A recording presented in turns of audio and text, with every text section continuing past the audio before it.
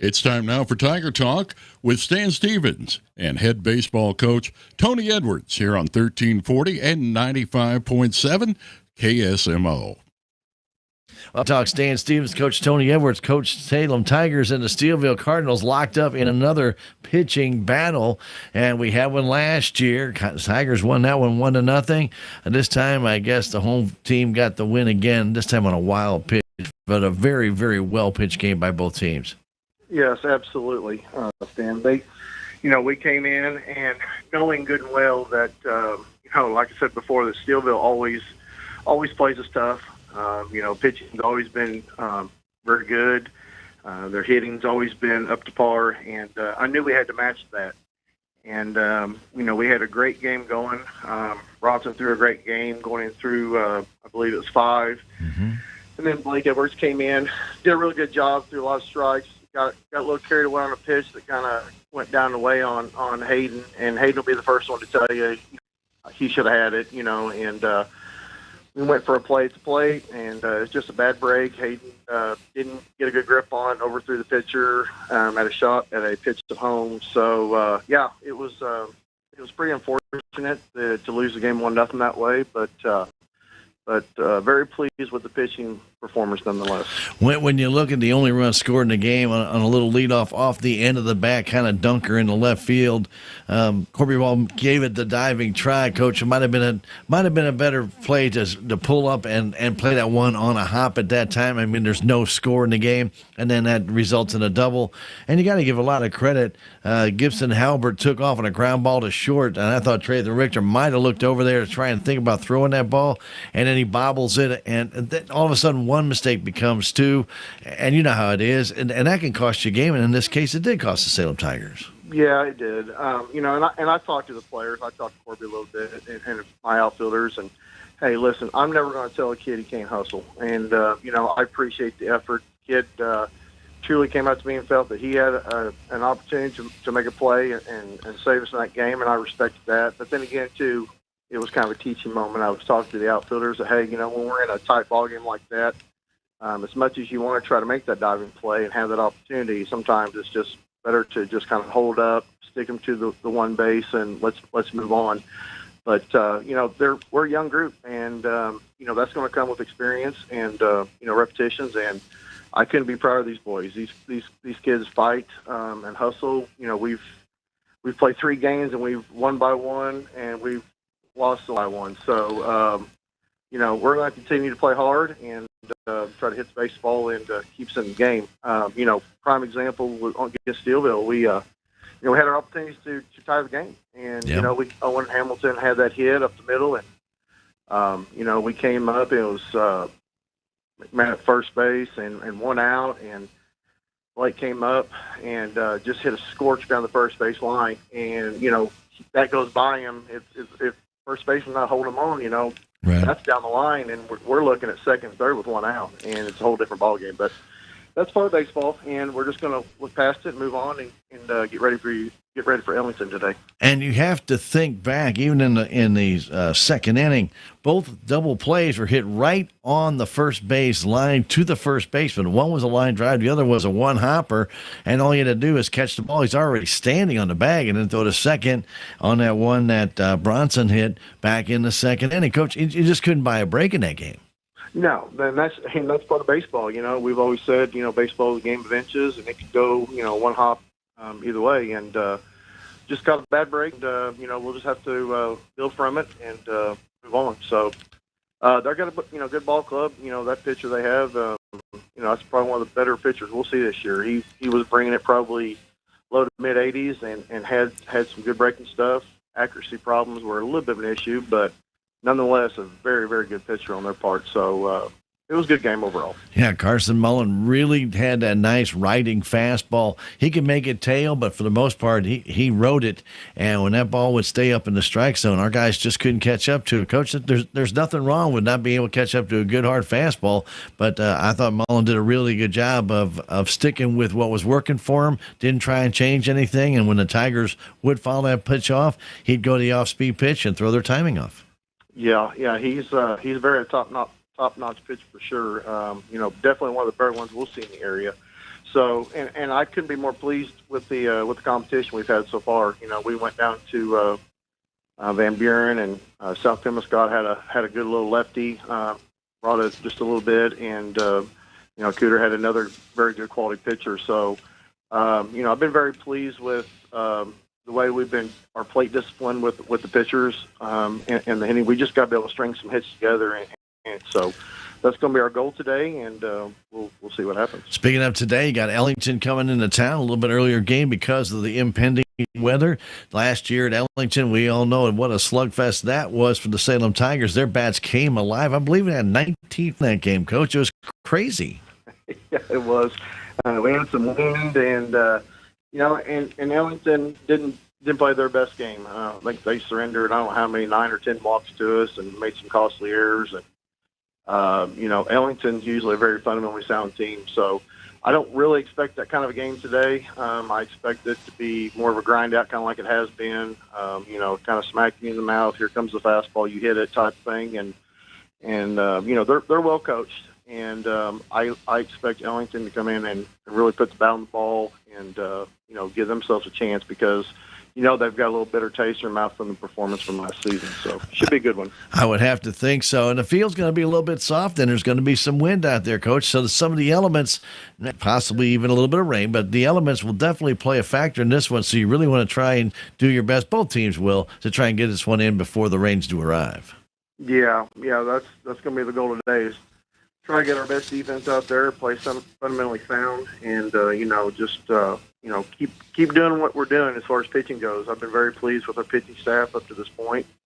We're throwing strikes, we're not walking a lot of hitters, so they're keeping us in the game, and it's our job to try and find a way to get on. So that's going to be our goal today. Sounds like a plan, Coach. The best of luck today against the Whippets of Ellington. Good luck, Coach. Thanks, Dan. Appreciate it. You're welcome, sir. Stay tuned. Tiger Baseball, it's next. That has been Tiger Talk with Salem head baseball coach Tony Edwards. And now, Salem Tiger Baseball on KSMO and KSMO Media.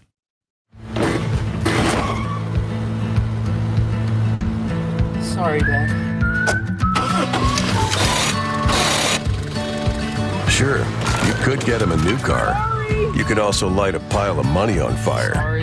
Because as long as Mr. It wasn't my fault takes the wheel on occasion, maintaining this car is your best option. So keep it running longer, stronger, with quality parts and a whole lot of Napa know-how. Dad, where are you going? Relationships. It's not just being on a first-name basis. It's a partnership built on trust. This is Scott Ball, president of the Bank of Salem. Since 1883, the Bank of Salem has been serving our local community with the kind of personal service and professionalism that builds relationships. We've earned the trust of our customers with over a century of strength and stability, never once changing our name or compromising customer service. Stop by one of our 2 locations in Salem, visit our website, or download our free mobile app. The Bank of Salem, Equal Housing Lender, member FDIC. Welcome to this KSMO media broadcast of Salem Tiger Baseball. Today's game is brought to you by K&H Auto Supply, Salem Memorial District Hospital, Farm Bureau Insurance, Bank of Salem, Napa Mooney Auto Supply, Progressive Ozark Bank, TAC, Southwest Baptist University Salem Campus, Town & Country Insurance, Terrell Complete Auto Care, Edward Jones, Duncan Family Chiropractic, State Farm Insurance, Salem Trust, Southtown Furniture, Stephen Patterson, Attorney at Law, Townscreen, LLC, Living the Dream Outdoor Properties, Elwood Real Estate, Dent County Vet Clinic, Aligned by Design Health Center, Hometown Mechanical, Healthy Dent County, Ozark Overhead Door. And now get ready for Salem Tiger Baseball. You get ready for the game today here between the Salem Tigers and the Ellington Whippets. We are going to take a break as we get ready to do the national anthem. We're going to keep it right here for right now, as I believe. Which would you like to do first, Clay? You want to do the national anthem first? Starting lineup first. He wants to do the starting lineup. So we'll do that, as well as Mr. Clay Moody. So the Salem Tigers, last time they played these 2 teams, scored 17 runs. They got 20 walks in that game. 20 walks in that game. And so today we're hoping that doesn't happen like that. It was a very cold night in Ellington that this game was played. And Garrett Connell hit a grand slam in this game. And they actually had Jake Farmer, who one of their better hitters, hit a home run in that game in the 7th inning. As game was out of reach at that time, it was 17-3, and he hit a home run. So a lot of fun, though, at that time. So today, let's talk a little bit about the starting lineups today. It'll be Aiden Anderson at shortstop, Brock Marcy at second base, Jake Farmer, the guy that we talked about hitting that home run, he'll be catching, hitting third. Jake Henry will be at first base, he'll be batting cleanup. Colby Hedrick, a DH, batting fifth. Raylan Morrissey will be at third base. He'll be batting in the 6th slot. Brett Gore, he'll be pitching today. He'll be batting 7th.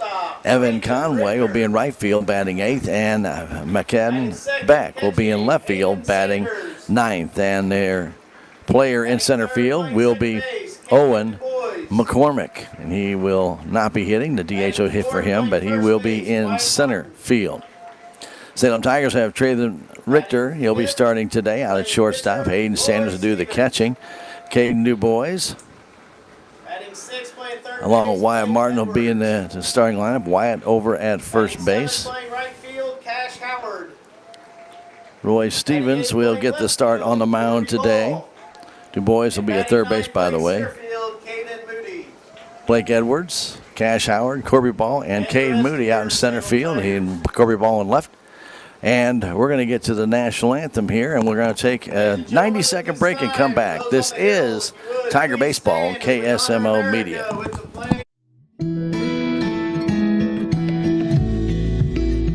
I'm Dr. Tiffany Bland with Salem Memorial District Hospital. Recently, there have been many changes within our local clinics and hospitals, and you may find yourself looking for a new provider for your children. At SMDH, we would like to reach out to the community to let you know that we do see patients of all ages. Most of our providers are family practice, which means that we have been trained to see well child visits as well as sick visits. Salem Memorial District Hospital. Every patient, every encounter, every time. Duncan Family Chiropractic provides chiropractic care to everyone from newborn to elderly. Dr. Duncan treats wellness, sports injuries, chronic ear infections, pregnancy, and more.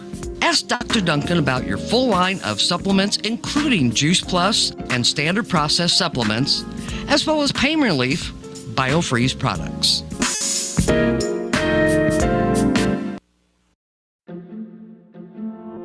If you have the audacity to believe a financial advisor should talk with you, not at you. If you believe access to your financial advisor should be a right, not a privilege. Join the nearly 7 million investors who think like you do. FaceTime and Think Time make a difference. Join us. Join us. At Edward Jones, it's how we make sense of investing.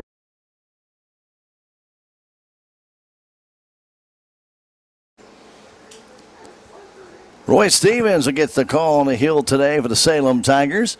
He'll be caught by Hayden Sanders as we were given a starting lineup when we got interrupted a little bit by that national anthem, which is okay. So as we get ready to go here today,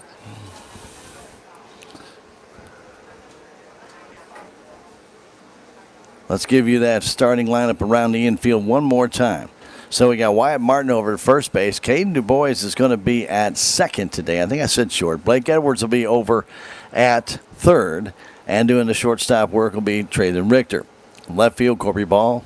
Right field, Cash Howard. Center field is Caden Moody. And doing the pitching, as I mentioned, Roy Stevens with Hayden Sanders behind the plate.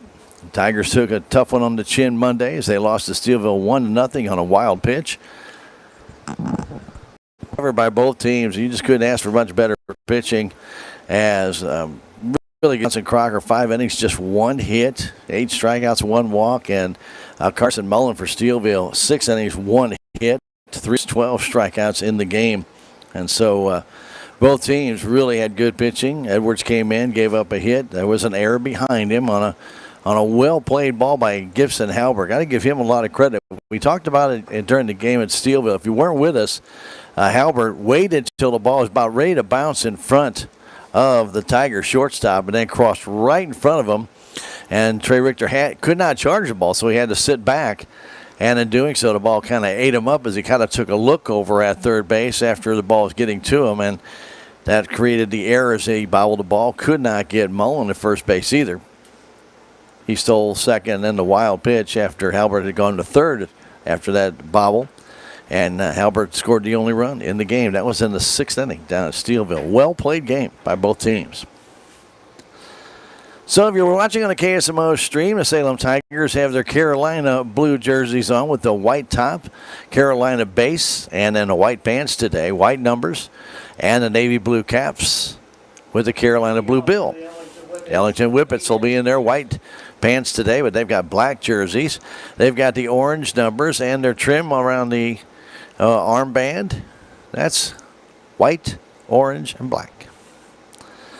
So ready to get this one underway here from the Salem High School Baseball Field Complex. Glad to have you along. And the first pitch from Roy Stevens comes in, and that's on the inside corner for a strike. Edwards just a shade in front of the bag. A little soft over there at third base. He's right there at the edge of that grass. The 0-1 comes in. There's a swing and a miss. Quickly 0-2. Also playing in a little bit Wyatt Martin at first base. Just a shade in front of the baseline. Straight away in the outfield. Shortstop, second base. Straight away for the leadoff hitter. And the pitch comes in. A swing and a miss. The off-speed Aiden Anderson went swinging for it. He didn't get it. And a strikeout on 3 pitches by Roy Stevens today. Brock Morrissey will stand in. Morrissey wears number 3.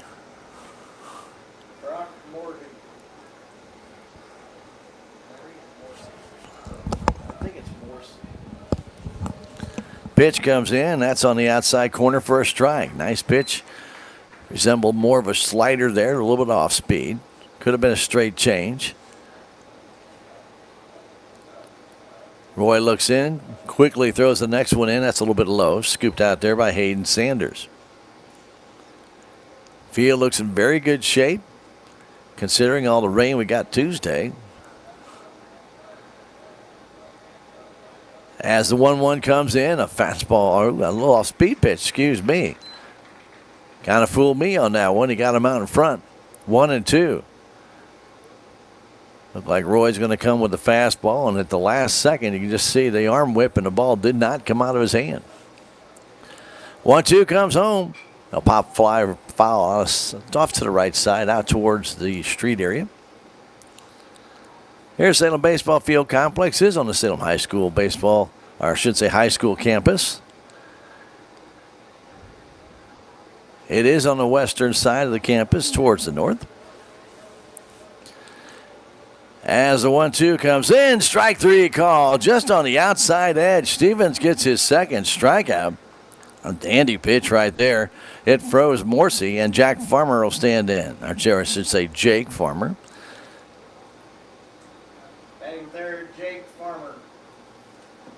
Jake has his hair tied back. Very good athlete for Ellington.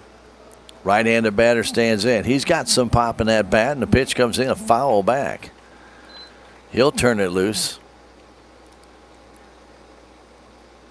As we mentioned, Farmer last year hit one over that high screen they have down at Ellington, down the left field line. Put it way out of there. That ball was gone after he hit it. 0-1 pitch comes on by Stevens. Just missed inside. 1-1. Farmer does not stand on top of the plate. He's about midway in the batter's box, straight even stride, and the pitch comes in. There's a grounder fair down the third base line. He's going to get a single out of this. He might turn and try and go for 2, but getting it in very quickly is Corby Ball and holds him to a single. Farmer got out in front on that pitch. It was on the inside edge, and he drilled it down the third base line about 1.5 feet fair. Nothing that Blake Edwards could do, but watch that one go by. And Jake Henry will stand in. Henry, their first baseman. Fourth, Jake Henry. He stands a little closer to the plate. Farmer with a good lead. The pitch comes in. There's a pop foul back and out of play on a fastball. Henry doing the catching today. He wears number, I believe, on his back. Runner going to pitch, slow curve. There's no way you'll throw him out. Just hang on to the ball. He got such a good jump. By the time Sanders caught the ball, Farmer was about 15 feet from the bag. 0-2 the count. Farmer with a great jump there. Stevens looks, checks, brings it. Has a swing and a miss on a high fastball. He strikes out the side. Henry goes down to one up in his eyes. He cut at it, but he could not make connections, and Stevens strikes him out 1-2, base hit 3. That's how it kind of goes. So no runs, a hit, no errors, 1 man left. We've now played a half an inning. We go to the bottom of the first. Ellington, nothing. Salem coming to bat. We'll come back in a minute. This is Tiger Baseball on KSMO Media. I am a Missouri Farm Bureau insurance agent, and I'm here to talk about life, your dreams, your work, your family, and how you can protect it all with a company that will talk to you with the honesty of a farmer and take care of you with the integrity of a neighbor. I'll make sure no detail is left uncovered so your family can breathe easy. Because just like you, I chose to build a life in Missouri too. I'm a Missouri Farm Bureau insurance agent, and I'm from Missouri for life. Every project is different, which is why Salem Truss uses modern engineering software to design, then construct quality trusses for your home, barn, or business. The size of the job doesn't matter, but the quality of the work does, which is why Salem Truss will deliver their trusses anywhere. Proud to support the Salem community, they're open Monday through Thursday from 7:30 to 4:30 and Friday from 7:30 until 11. For more information, call Salem Truss at 729-9276. Welcome back, Salem High School Baseball Field Complex. We want to thank all of our great sponsors who make it for us to bring you Tiger Baseball and Tiger Sports and other activities in town. J&D Automotive, Denton County Vet Clinic, Aligned by Design Health Center, and Hometown Mechanical, just to name a few. And don't forget the Ozark Overhead Door scorebug on the bottom of your screen. Yes, now not only with the teams, but also with the bases and the amount of outs. Yeah, there you go. Ben just gave you a quick example of how fast somebody can run around those bases. Man, he might do that again just to get me all excited. There you go. So, nonetheless, keep on trying to make it better for you to enjoy Tiger Sports right here on the hill. Brett Gore. Brett's got a big knee brace on. So for those now watching, they can't see it. He's got it outside his pants, and that's not usual. Usually you see that on the inside, but I'll bet you he's a pretty good sized lad. He probably can't get that on the inside and get his pants over top. And doing the catching, Jake Farmer, we mentioned that earlier. At first base, Jake Henry. At second, Brock Morrissey. At shortstop, Aiden Anderson. At third base, Raylan Morrissey. Out in left field, McCadden Beck. In right field, Evan Conway. Out in center, it's Owen McCormick. Trey Richter will stand in to get things started. Left-handed batter. He crowds the plate a little bit with just a touch of an open stance. Puts the toe down. As we're ready to go here in the bottom of the first inning. The first pitch comes in. There's a swing and a miss. Ball came tailing in on Trey. Tied him up. Quickly 0-1. Trey Richter waits, big hole in that left side, and he can go that way, and he fouls that one off. That off-speed pitch hung there for him, and Trey fouled it back. Ball was up a little bit high. So shortstop Anderson cheating up the middle. Morrissey down the line at third base, and so there's a cavern out toward the shortstop area. The pitch comes in. He tries to go that way, pops it up down the left field line. Going out is Morrissey, and it falls harmlessly in between he and the left fielder, McCadden Beck. Morrissey did not seem to get a good jump on that ball, but I don't think he'd have gotten to it anyway. So Richter stays in there with an 0-2 count. Nobody down, just underway here. Bottom of the first inning. Tiger Baseball on KSMO. Sun has come out. What? Yeah. Pitch. Swing. There's a fly ball in the center field. It's going to get caught right at the edge of the grass. Little humpback liner. And the shortstop Anderson was able to get it. I think that went off the very end of the bat and was tailing back against the grain, and Anderson made a heck of a play. Like a little humpback line drive with a lot of spin on it. And a good job by Anderson to Rob Richter. I thought that ball might get a little out there, but it did not.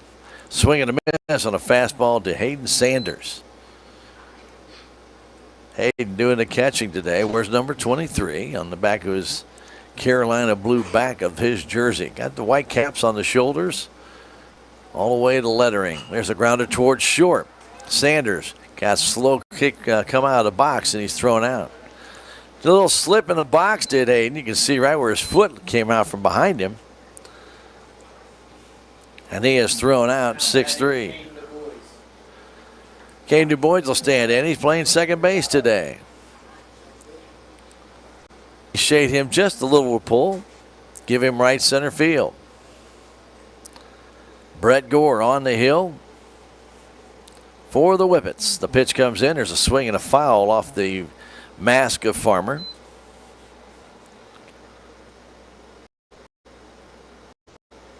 Non-conference action between these two teams.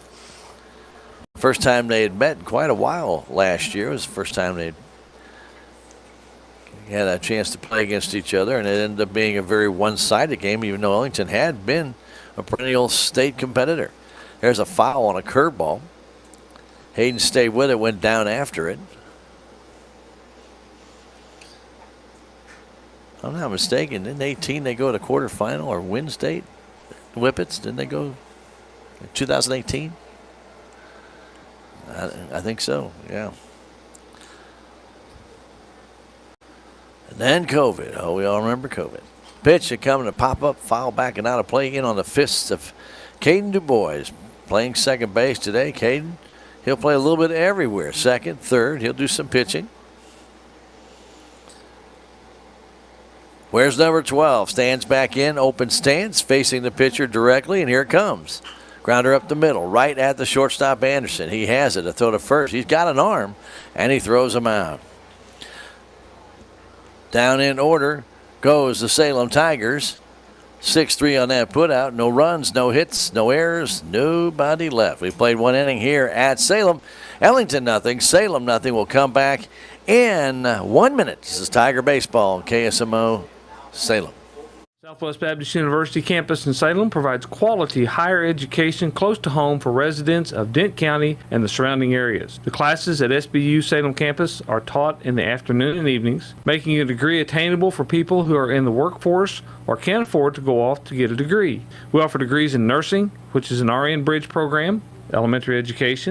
For more information on the degrees and programs, please contact admissions counselor Chris Welch to schedule an appointment as a prospective or returning student. Southwest Baptist University campus in Salem provides quality higher education close to home for residents of Dent County and the surrounding areas. The classes at SBU Salem campus are taught in the afternoon and evenings, making a degree attainable for people who are in the workforce or can't afford to go off to get a degree. We offer degrees in nursing, which is an RN bridge program, elementary education. For more information on the degrees and programs, please contact admissions counselor Chris Welch to schedule an appointment as a prospective or returning student. You're getting ready to head back to action. Roy Stevens back on the hill. He struck out the side after giving up a hit to Jake Farmer in that first inning. So Salem Tigers hurler will face the DH Colby Hedrick and Raylan Morrison, and Brett Gore, their pitcher. Morrissey, is their third baseman. So we do expect rain to be coming into the area. We were very fortunate we haven't got rain yet today. Field couldn't take much more. And so we're able to get this game in. We hope we can get the whole game in. That's our idea and our hope and our prayer. As Hedrick is ready to stand in. Don't forget later tonight, Blues hockey will be in Detroit taking on the Red Wings on a home-and-home series. They lost 3-2 the other night in a shootout.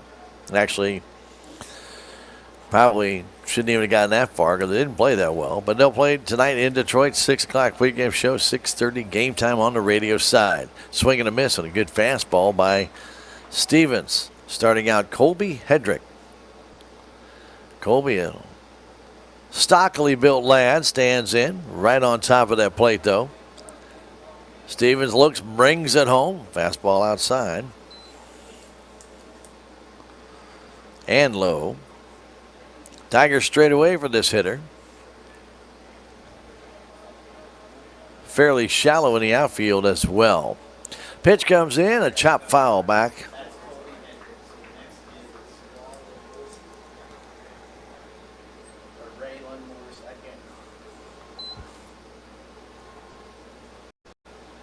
Morrissey on deck. 1-2 the count to Colby Hedrick. Nobody out in the pitch. Off speed, missed on the curveball. May have to turn the lights on here. A little bit of cover. As the pitch comes in, swing and a miss on another off-speed pitch. Hedrick went chasing it. That is strikeout number 4 for Roy Stevens. Every out's been a strikeout. Raylon Morrissey will stand in.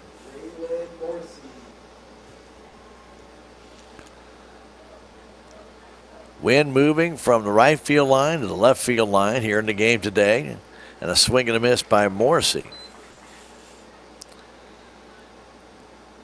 Stevens, who wears number 7 on his jersey, right-handed pitcher, stands at the first base side of the rubber. 9 from Sanders and brings it. And a swing and a miss. Went outside, came back inside, and Morrissey missed on both.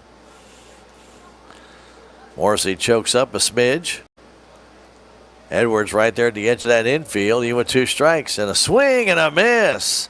5 strikeouts in a row for a Tiger hurler, Roy Stevens. And Brett Gore will stand in. Now both teams know that there's weather imminent, but they've all been strikes for the most part, so it's not like they're swinging just to swing. And like magic, the lights start to come on. Like magic. Pitch with a fastball by Stevens. That one does miss. Gore, he is a big boy. He's stockily built. Again, that big knee brace on his right leg. The 1-0. They tried to check his swing. I guess he did. They don't appeal. And so it's 2-0. Now they appeal. Will they give him the appeal? They ask. Nope, did not go. 2-0. Stevens' next one comes in and Gore fouls it back. Had to reach for that one a little bit off speed. Stevens throws his pitches at different speeds, his fastball at a couple different speeds. So a little extra giddy up when he needs it, and then maybe just tails it back 2 or 3 or 4 miles an hour. That's enough almost to look like a changeup.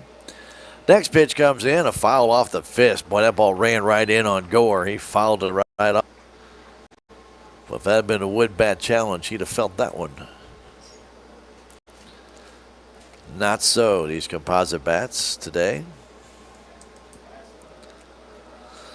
Gore stands in. Evan Conway on deck. The pitch comes home. A little bit low in the dirt. Good scoop up by Sanders. 3-2.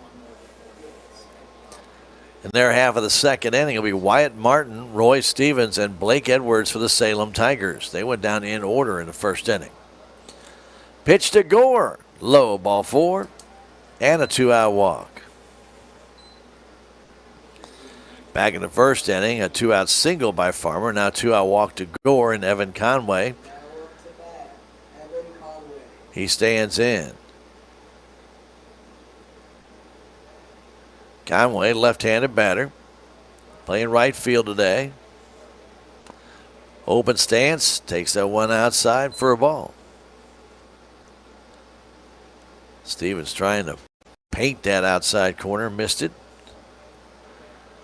Gore at first base, not a fast runner, and that pitch is up and away, 2-0.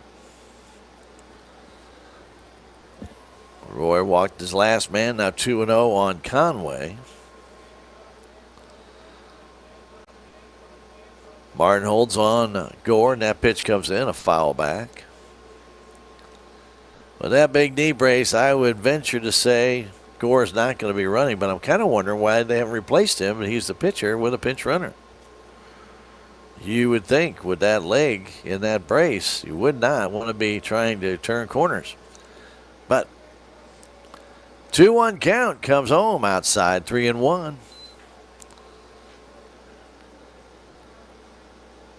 McCadden Beck on deck.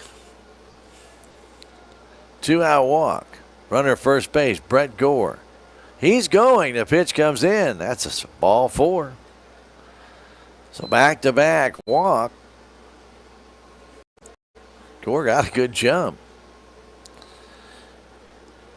And McCadden Beck will check in.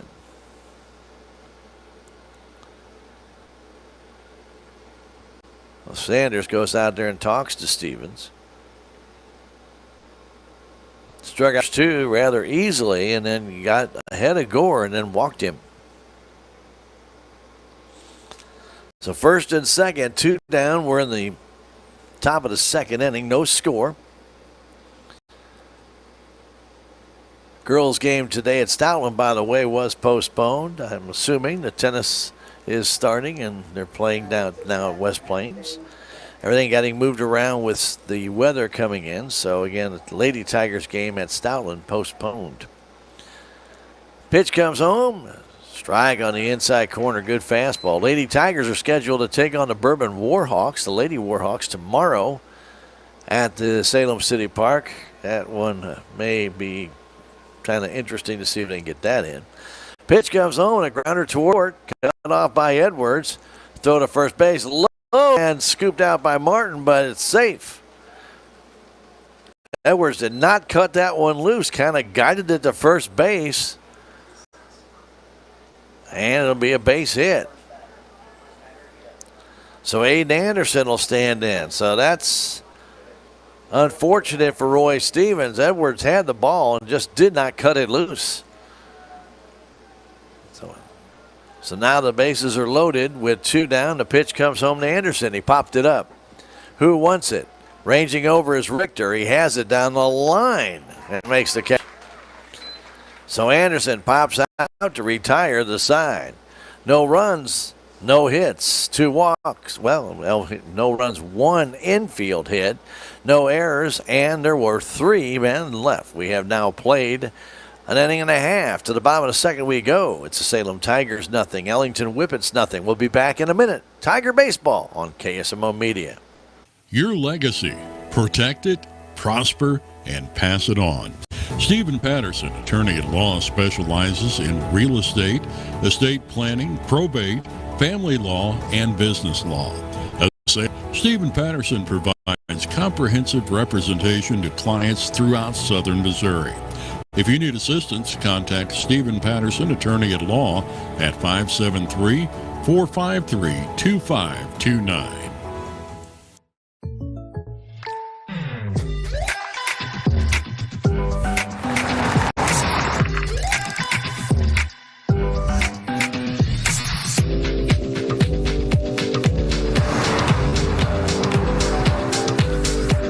For your surprisingly great rates, contact your local State Farm agent today. If you want the real deal, call State Farm agent Cameron Irway in Salem today. Like a good neighbor, State Farm is there. I didn't think the first one in the first game was an error. They called it an error. It's questionable. It's like third base. We don't have another option. Between our two, those are the 2 best options. Getting ready with the bottom of the second inning. It will be Wyatt Martin to come in. He'll lead things off. Roy Stevens and then Blake Edwards. Martin got a base hit down in Steelville going the other way. A well-placed ball in between the third baseman and shortstop, but then just got underneath one in the 7th inning, a ball up, and looked like Wyatt had measured it, but he just kind of hit it off the end of the bat and skied it into right center field. It was taken down with man at first base. So see if Wyatt can get on top of one here. No score. We're in the bottom of the second inning. Martin, left-handed batter, wears number 10, playing first base for the Salem Tigers, facing Brett Gore. His first pitch in. That's a strike on the inside corner right at the knees. Cloudy, overcast day, and every now and then a little ray of sunshine shoots through. Right now, though, the lights are working well. The Pitch down and in, and Wyatt had visions of golfing that one. They give him left center. They don't think he can go that way, but he can. And they give him the left side of the infield as well. The 0-2 pitch comes home. Pitch down and in. He checks his swing. Ball knocked down by Farmer. Ball tailed down and in, and Martin let it go.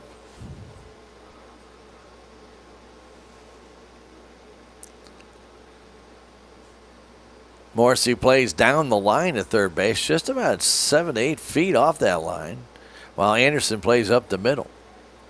1-2 outside. A little bit high as well. 2-2. Brett Gore on the hill.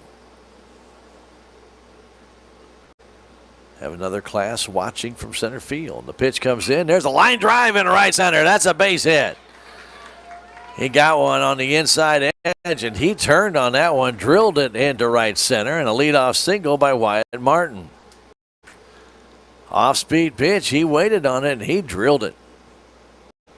Number 7, Roy Stevens. Roy Stevens will bat from the right side. Will he be bunting? Will he be going to try a little hit and run here? Will Coach Edwards think about that? They play Roy fairly deep in center and in left. Stevens waits patiently to pitch from Gore. That's a little bit high. Good fastball. Struggle with that high fastball on Monday from Steelville by Carson Mullen. We had a pretty good, say, about 83, 84 mile an hour fastball. Next one, that pitch just missed the outside corner. And it's 2-0. Martin not a very big lead base. Being held on there. The stretch, the pitch. There's a line drive base hit in the left field off the end of the bat. Stevens gets that ball elevated in between stop and third base, and the first two have reached by hits. And Blake Edwards will stand in. Edwards hitting some bad luck down at Steelville in the 7th inning. He smoked one right down the first base line. Unfortunately, Salem had a runner on at that time as Barrett was pinch running for Owen Hamilton, and that ball went right into the hands of Gage Harris, that Steelville first baseman. All he had to do is just turn, step on the bag, and the game was over. Nothing that Barrett could do at all. Pitch comes in for a strike to Blake Edwards. So Edwards got robbed on that one, and that ended up being an game-ending double play. Big O on the right side. You got the second baseman trying to hold on Wyatt, and you got the first baseman, for whatever reason, trying to hold on Stevens. That pitch is a strike. To this day, I cannot understand why anybody would hold a man on first base with a man at second. No need in doing it. The 0-2. Curveball and a swing and a miss.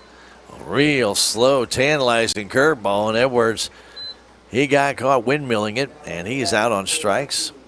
That's the first strikeout for Gore. Yes, now the coach behind Stevens at first base. And the pitch is down and in.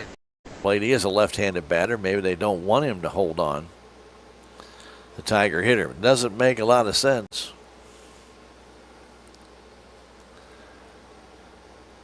Hold on a man when he can't go any farther than the guy in front of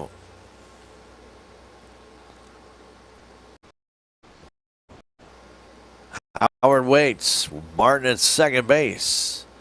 Stevens at first. That one's way high. Farmer snared it. 2-0. Brett Gore. Big right-handed.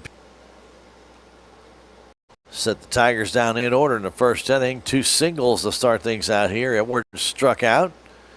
And the 2-0 Howard. Here it is. Swing and a miss. Cash dropped that bat head down. Missed that ball. We got underneath it. 2-1. Had a pitch to hit. Didn't get it. Next one comes in. Swing and a miss again. Fastball, playing good old-fashioned hard ball. That fastball up around waist high. 2-2. Howard deep in the box. Waits. Pitch comes home. Up and in. 3-2. Just down. I doubt if Martin's going to be going from second. Farmer's got a shotgun for an arm. And Morrissey still only about 6, 7, 8 feet off that bag at third base at best. The 3-2, swinging a foul down the first base side. Took a little something off. Cash was able to fight it off. Salem Tigers will be at Owensville Monday. 4:30 start time. So here's the predicament. If the Lady Tigers play Monday, we may carry that one on KSMO Media and not carry the boys game in Owensville. And a swing and a miss to the first. Getting back is Stevens. So Howard down on strikes. And Corby Ball stand in. So depending on the weather and the situation of the field, we may stay in Salem, bring you the Lady Tigers softball game. That'll be against Ellington, by the way, which is rescheduled for Monday here at Salem City Park. 2 on now, 2 out, and Ball misses that one.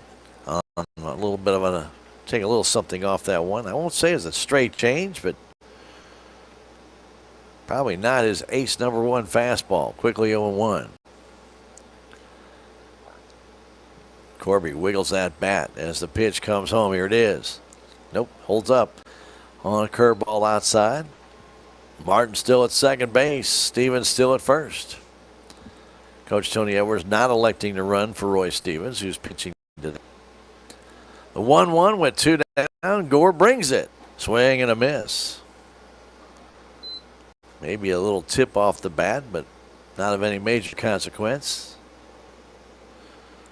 Corby Ball playing left field today. He waits. The 1-2 coming home. Here it is. Little bit low. 2-2. They gave him right center. If he can drive one up there, he might bring 2 home. 2-2 pitch from Gore. On the way. Low and out. Farmer takes his mask and shoves it back up onto his face and a little bit in disgust. I think he wanted that pitch. It was still 2 sides, so the 3-2. Runners are going. Here they go. The pitch, it's high, ball 4. So Ball works a walk after being down in the count, and the bases are loaded. Caden Moody. Caden, right-handed batter, facing Brett. Go second inning. There's no score. Ellington with a couple of hits, couple of walks. Salem Tigers with 2 hits and a walk. Bases loaded, 2 down. Ellington had the same thing. Moody fouls it straight back. Had a ball to hit. That ball was up right in the letters. Tried to get on top of it. Could not. Hit it straight. Stevens at second with very good speed. Martin at third base. Ball at first base. He's got good speed. The 0-1 comes home. Here it is. Low and outside. Gore throwing a lot of pitches this inning. Lights are on here at Salem, and now the sun's way out, peeking its way out, but it won't be out for long. The 1-1 to Moody. Popped up on the infield, and that is playable. Coming over is Henry, and he makes the catch to retire the side. No runs, 2 hits, no errors, 3. We've now played 2 full innings. It's Ellington nothing, Salem nothing. We'll come back in 1 minute. This is Tiger Baseball on KSMO Media. With tax season fast approaching, you might have some questions that you need answered. If so, give the Tax Masters a call. They have over 40 years of experience and can handle all types of accounting services plus certified e-filing. Don't ever let yourself be a slave to the IRS. Come and see Jackie or Beth at Tax Masters, located at 107 West 4th Street here in Salem, or call 729-3001. Terrell Complete Auto Care is a full-service auto repair center in Salem. They offer full-service oil changes as well as $2 discounts on Tuesdays for all ladies, and Wednesday is Senior Citizen Day. Plus, Terrell Complete Auto Care can take care of all your auto and diesel repair needs. They offer free pickup and delivery in town. James and Sheena and the staff of Terrell Complete Auto Care are proud to support the Salem Tigers.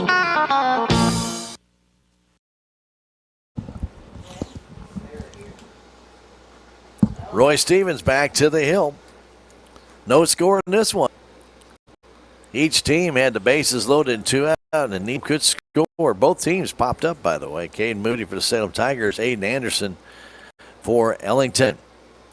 It'll be Brock Morrissey, Jake Farmer, Jake Henry. That's these 2, 3, and 4 hitters.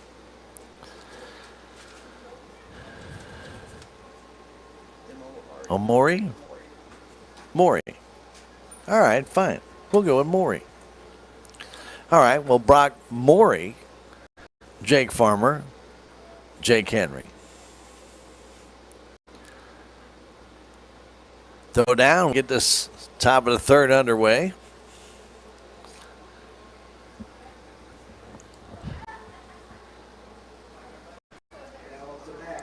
Thank everybody for joining us on KSMO Radio, AM 1340, FM 95.7, or streaming at KSMOradio.com, or KSMO Stream Facebook page, or KSMO YouTube. We do thank you for being part of our audience. And every sport, we have watched our audience grow and grow and grow.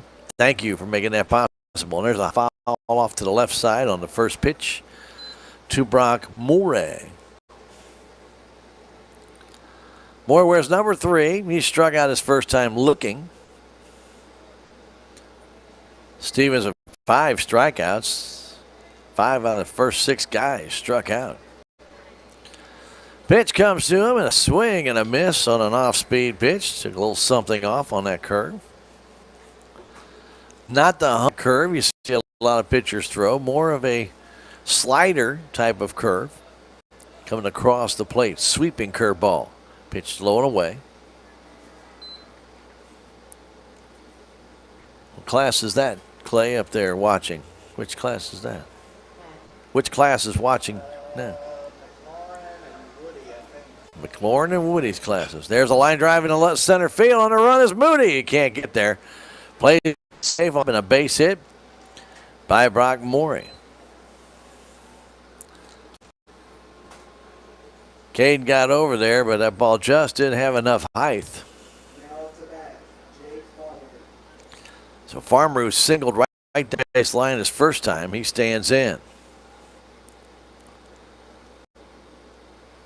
Edwards playing in at the edge of the infield grass. Pitch. There's a high fly ball, right center field. Moody going after it. He's got time, and he makes the catch. Gets it back into second base. Farmer trying to hit that gap out there between Moody and Cash Howard. Just got it too close to send. Caden able to track that one down. Got a good jump on that ball. And, of course, that ball into the wind a little bit. It was kind of blowing back to Caden just ever so slightly. Didn't hurt a thing. Pitch comes in, a swing and a miss to Jake Henry, the first baseman. Henry also struck out in the first inning. Man on Morey. Henry.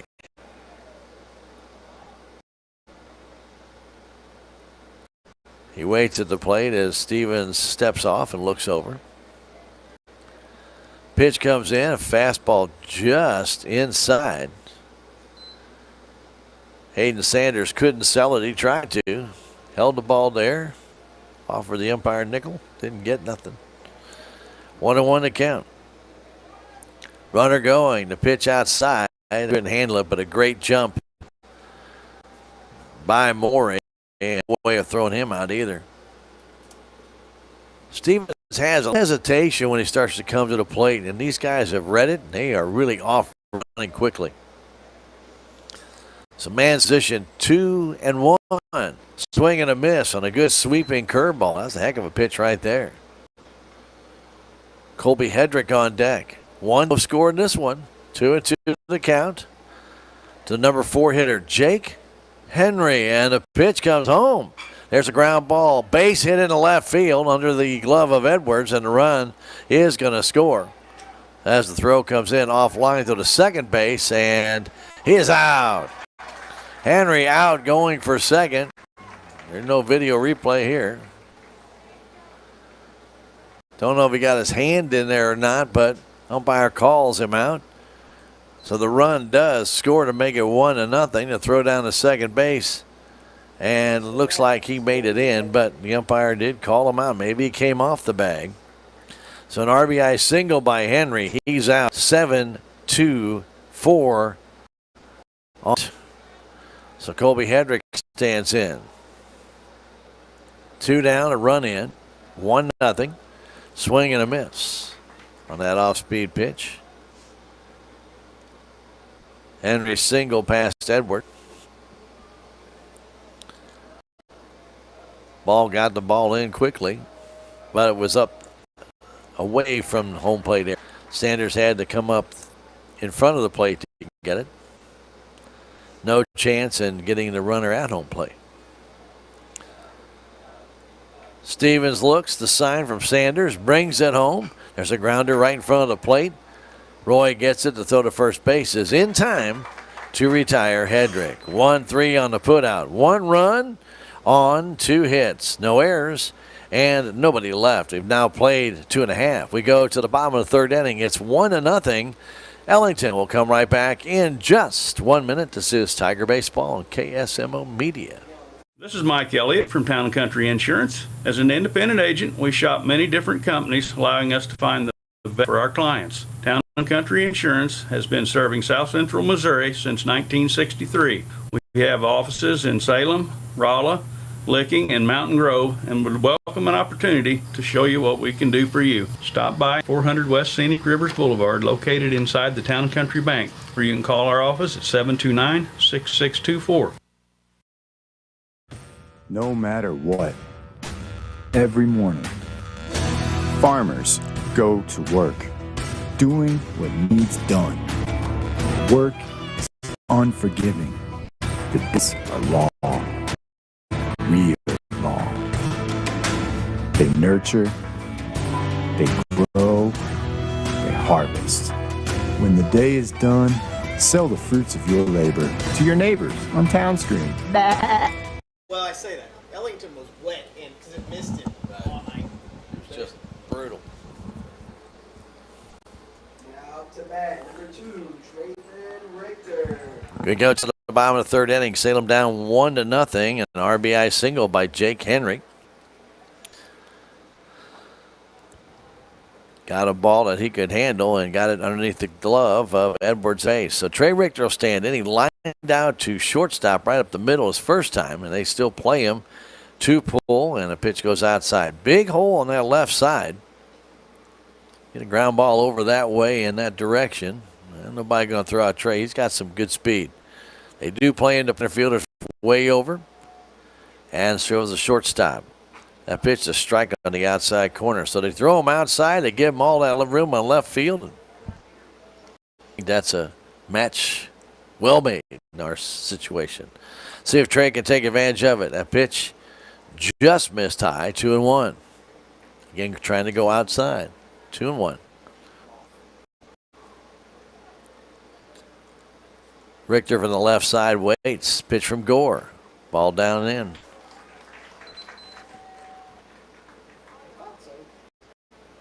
Okay, so ball 4. Now to bat, number 23, Aiden Sears.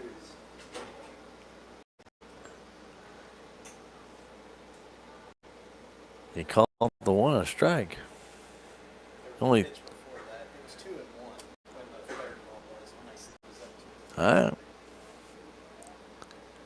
Hayden Sanders waits. Richter takes a lead, but comes back. Sanders takes a strike. Infield cheating up the middle, looking for 2. Brock Morey just 15 feet from the bag and tightened up. Anderson also tightened up a little bit at shortstop. Salem do some running here. Down 1-0. We're in the 3rd inning. Lights are on. Class has dismissed. Pitch, runner going. Now he goes back, and he'll get in safely as the ball actually hits the feet of Richter and bounds away. Pitch was a high pitch, and Farmer had a great pitch to handle on the fastball, and I think Richter saw that. He stopped and came back.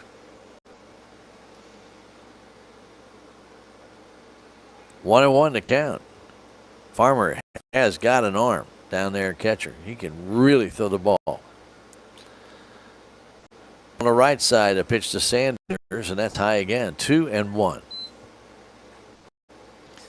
So the second baseman playing in and toward the middle. And the first baseman, Henry, holding on Richter. Just a huge hole in that right side. See what Hayden can do. Runner going this time. The pitch is a strike, though the second base is not in time. So stolen base by Richter. Did not slide, went in standing up.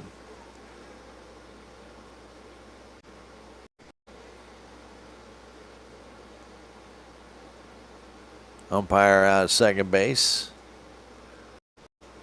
Watched the swing around by the shortstop trying to get Richter, but said he was safe. 2-1 to count. I'm sorry, 2-2 to count. It was a strike on Hayden Sanders on that last pitch.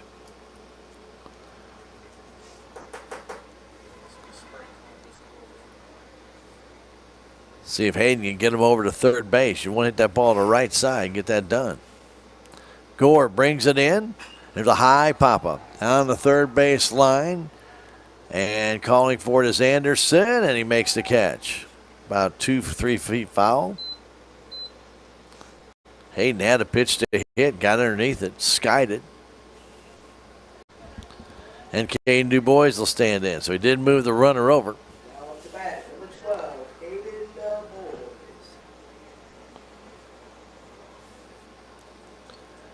Part of the science of baseball, how to get guys around and score. Pop up on the wrong side of the field, not going to get it done.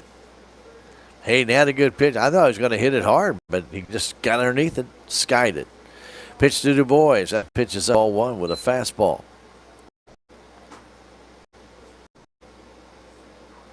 Morrissey close to the bag. Richter not getting much of a lead, being held on there by Morey. The pitch comes home. That's low. Gets by the catcher Farmer and down to third base.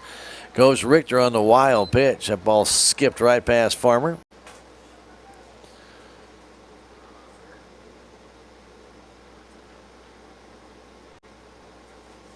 He's very good at blocking it, but he couldn't block that one. That pitch was too far outside, and he couldn't slide it over in time. So 2-0 count to Du Bois. The tying run at third base, only one out. See if he can drive that ball somewhere and get the tying run. The pitch way outside, 3-0.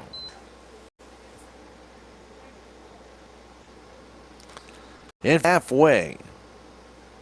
Shortstop a little bit deeper. Second baseman, first baseman, just about even with the bag, a step behind or so. Caden Du Bois waits. The 3-0 comes home and a swing and a miss.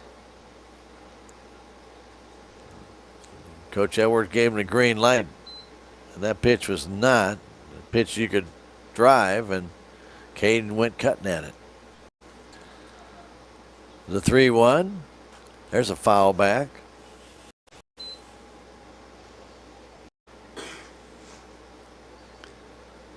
So the true cripple pitches that they had, now it's a 3-2 count.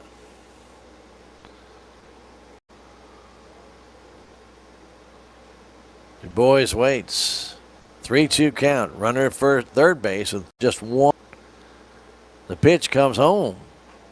Ball four outside with a fastball. So Du Bois draws the walk. And Wyatt Martin, who singled to right center his first time, stands in.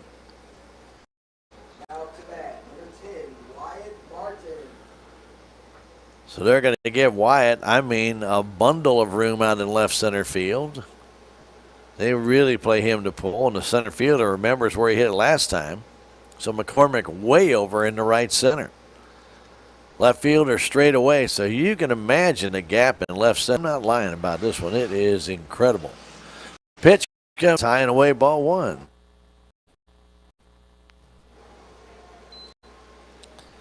Du Bois at first base. Shortstop Anderson playing up the middle, so there's a lot of room on the ground to the left side of the infield as well. Martin with a 1-0 count, waits. Richter at third base, the tying run. That pitch is outside, 2-0. Wind right now blowing directly out. It is starting to move to the northwest. This will be bringing that rain in, so now that you know that the winds have shifted, the rain is probably not all that far away. Throw to third base. It's thrown away. Here comes Richter. He's going to try and score to throw home. Not made. We're 1-1. Du Bois went to second base as Morrissey threw away. So Richter scores on the error by the pitcher. Trying to pick him off, and he threw the ball away across the body of Richter and Morrissey. And we are tied at 1-1. So a big error ties the game and puts Du Bois at second base. Martin like to give Salem the lead right here. The 2-0 pitch comes home. There's a high fly ball into the left field. Beck backs up, makes the catch. And there's 2 down. Martin had the right idea, but got underneath it.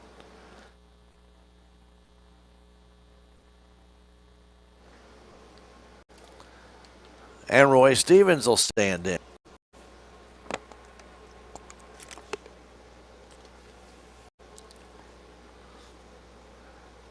There was a batting donut out on the warm-up area for Ellington. They wanted moved. So Du Bois the lead run at second base. Morey trying to keep Du Bois close. The pitch to Stevens. Takes a strike. Stevens singled his first time up, a ball in the left field. They give him right center and all of the right field side to hit through as Morey's trying to keep Du Bois close to the bag. Curveball outside, way outside. 1-1 in the fourth inning for Ellington. There'll be Morrissey, Gore, Conway. 1-1 our score right now. Pitch to Stevens, outside and low. Good block by Farmer.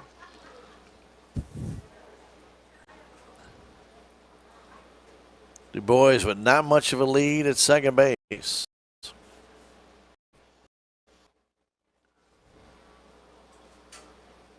Morey trying to keep him close. The pitch comes home. That's high again. 3-1. This one up and in.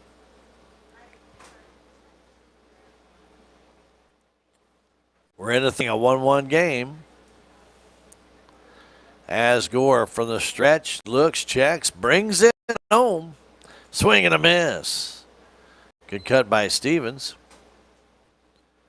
Full count now, 3-2 with 2 down. Gore looks at the runner, Du Bois. Now ready, brings it home. Swing and a miss. Stevens strikes out as he went swimming for that one and could not make connections. A good pitch. Took a little something off, did Gore. And the third strikeout he records for the Ellington Whippets. But the Salem Tigers score 1 run. They do so courtesy of an error.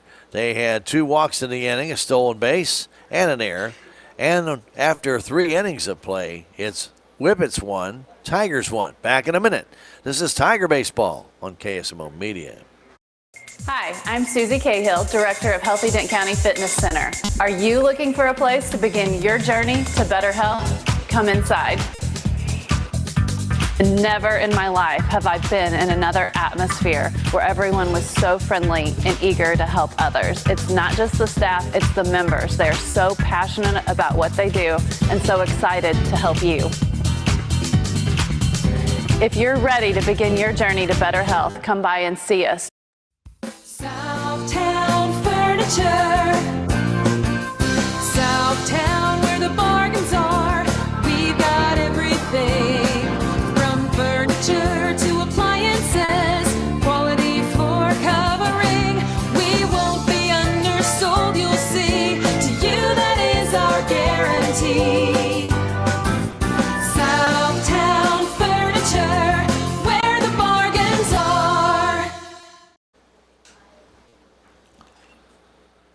Welcome back, Salem High School Baseball Field Complex, as Roy Stevens back to the hill. 1-1 our score. We're in the top of the fourth inning.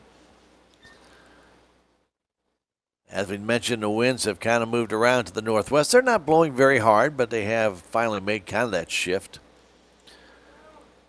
We knew they'd be coming out of the west, and now they're going to move a little bit. So be prepared for that. A lot of rain in the forecast. Watch out for flash flooding, by the way, and there is a flood watch in effect from this afternoon, actually now this evening, through early Saturday morning.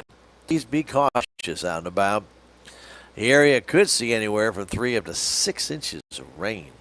Gee, that's a lot of rain. All righty, don't forget, the Lady Tiger game at Stoutland today was postponed. That will be made up at a time yet to be determined. The game with Ellington that the Lady Tigers had, that was on Tuesday, was postponed and rescheduled for Monday at 4:30 at the Salem City Park. And as of right now, we are planning to carry that game on KSMO Media. That's the Lady Tiger Ellington Lady Whippets on Monday. The boys will be in Owensville that day to take on the Dutchmen. Pitch to Morrissey, and that pitch just missed inside. 2-0. Morrissey cut it that one last time. He struck out his first time up. Raylon Morrissey. Straightaway everywhere for the Tigers. The pitch, and there's a high fly ball. Short right field. Coming in is Cash Howard. He makes as Du Bois was drifting out that way. He took a seat and let Cash make that catch. Brett Gore will stand in. He walked his first time. Brett Gore, he's a big boy. Solid young man. He walked his first time, and he was going to try and steal up the next batter. Took a walk. Evan Conway. Then McEden Beck got a base hit to load the bases. That base hit was an infield single. Pitch comes home. That's ball 2 low. For action here at Salem High School Baseball Field Complex. Glad to have you along on KSMO, AM 1340, FM 95.7, online, KSMOradio.com, and KSMO Stream Facebook page and YouTube. That pitch is in for a strike. Fastball inside edge. A little bit of right center, left for Gore. If you're watching on the video stream, can't miss that leg brace. Pitch a little bit low, 3-1. Roy Stevens not take too much time on that mound. He could pitch well right now in the major leagues. They'd like him. Pitch comes in low, ball 4. Another walk for Brett Gore. And Conway will stand in. 1 on, 1 out. We're in the 4th inning. Evan Conway, left-handed hitter. Coach Edwards is going to come out and chat with his hurler. We do want to thank everybody that makes bringing you Salem Tiger sports possible. It takes a lot of different sponsors to make this happen, and we appreciate every single last one. Every dollar that they help to bring these sports, they hope you're enjoying it. And stop by these businesses, locations, and tell them thank you. Like J&D Automotive, Dent County Vet Clinic, Aligned by Design Center, and Hometown Mechanical. We appreciate their sponsorship. Also, your scorebug down there with all the base runners and outs in the inning is brought to you by the Ozark Overhead Door, as well as the score. We appreciate Zane and the guys down there. They do a great job. Ozark Overhead Door and the scorebug at our bottom of our page. Plus all of our radio and video sponsors. And we've got a nice contingent. It's great to get community support to bring you these opportunities. I think we're one of the very few stations that videos baseball. I don't know actually of any others besides us. Maybe Ava. Nope. Because that was Tyson Hathcock was actually doing their announcing for a while. So I know he was the guy doing their video for basketball, football. So he wasn't doing the games. 1-0 to count, a pitch to Conway. That's outside, 2-0. This is reminiscent of the 2nd inning. When Gore got a walk, Conway got a walk. Stevens pitching from that first base side of the rubber. Ball's right now tailing a little bit on him. Runner going and throw to second base, not in time, and the ball is outside, ball 3. Another great jump, and for those who watched on the video side, you saw Trey Richter catch the ball after the runner had already come to not only a stop, but it already popped up on the bag and come back down. 3-0 to count to Conway. Swing and a miss. Got a pitch that he thought he was going to hit. Didn't make connection. That ball's over the middle of the plate. Beck is on deck. The pitch. There's a foul down the left field line. Goes out of play, back towards the district administrative offices building here. So Gore still at second base, still 1 down.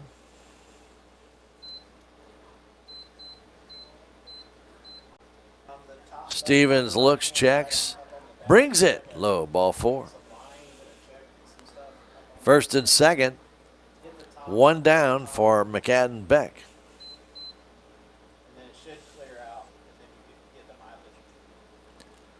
Beck got an infield single on a little dribbler towards the shortstop that Blake Edwards got to, but had nothing on the throw to first base. And Beck, who's got some good speed, beat it out. 1-1 our score. The pitch way outside with the off-speed pitch. The curveball swept away to the left-handed batter's box.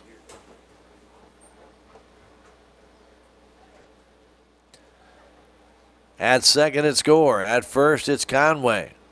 The 1-0 comes home. There's a chopper towards short. Richter comes in, gets it, bobbles it. That'll be an error. And that's going to load the bases. Trey Richter knew he had with Beck's speed. Got to the edge of the infield. Ball came up on him a little bit, bobbled it. And now the bases are loaded for Aiden Anderson, who popped out with the bases loaded in the second inning. We're in the fourth. 1-1 our score. Ellington trying to take the lead back. There's only 1 out.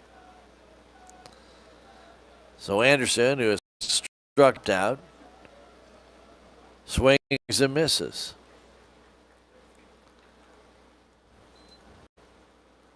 Tigers have another hurler starting to warm up. Roy Stevens on the hill. Brings it. There's a ground ball up the middle. Might be 2. Richter steps on second. Throw to first. Not in time as it gets away from the first baseman, Wyatt Martin. That would have been very close, but the ball was in the dirt. And skipped past Wyatt. He got a piece of it, but he couldn't hang on to it. So Conway ends up at third base. Beck forced at second, 6 unassisted.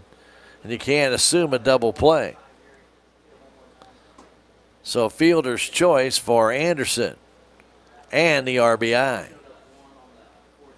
That ball they're made for the double play. Runner going to pitch and a high pop-up. Right field. Howard comes in and makes the catch as Morey flies out to right. But 1 run on no hits, 1 error, and there was 2 men left. We have now played 3.5.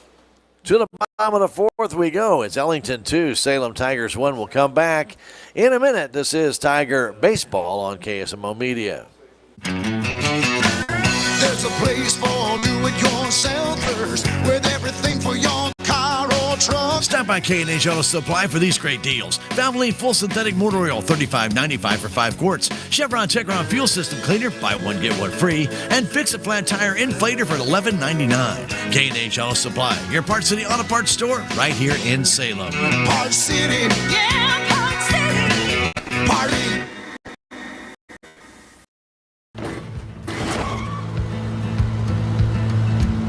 Sorry, Dad. Sure, you could get him a new car. You could also light a pile of money on fire. Sorry. Because as long as Mr. It wasn't my fault takes the wheel on occasion, maintaining this car is your best option. So keep it running longer, stronger, with quality parts and a whole lot of Napa know-how. Dad, where are you going? once you do it a few times, riding the bike. At KSMO Radio and KSMO Media and streaming services, we appreciate you being along. Don't forget, we are going to have the R80 Forum tonight at 7 o'clock. That forum will be for all the R80 candidates. They have the opportunity to show up, and they'll be streaming that on our KSMO media streams. That's KSMO Radio 1340 AM.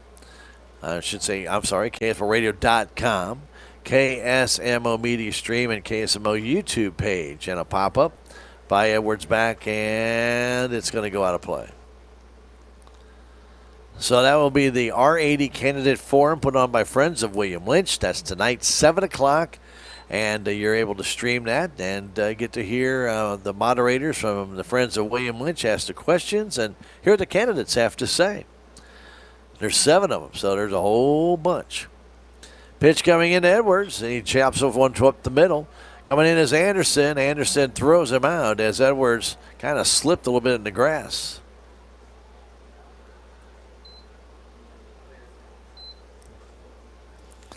Still a little bit moist out there in some of those grassy areas. 6-3 on the putout as Cash Howard will stand in. So Edwards jammed a little bit, hit that ball softly up the middle, but could not get the traction he needed to get down there and beat it out. So Howard stands in. He struck out his first time up, and he swings and misses. Cash has a good cut, but he has to concentrate on making contact. He moves his head a little too quick. The 0-1 count. When he figures that out, he's going to have some power. Pitch chopped to the right side, and Cash Howard's going to beat it out.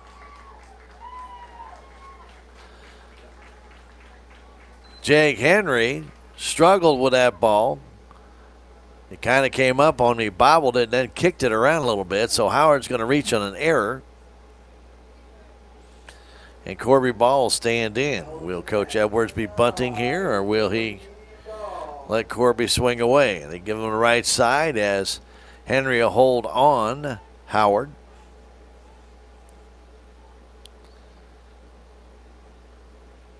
Short lead. He's going, and the pitch is fouled off. Like a little bit of a bunt and run right there, but Howard got a late jump.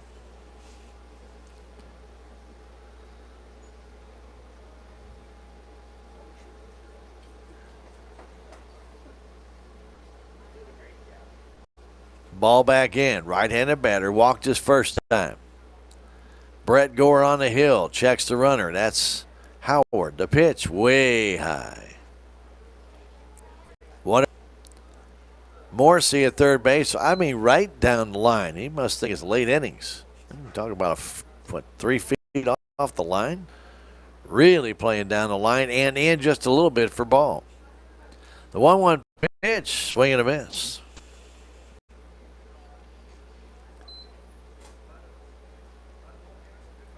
Corby trying to get Cash Howard to second base. There's one down here. We are in the bottom of the 4th inning. 2-1 Whippets. Gore looks, checks, brings it outside low, and it goes past Farmer back to the screen and allow Howard to go down to second on a wild pitch.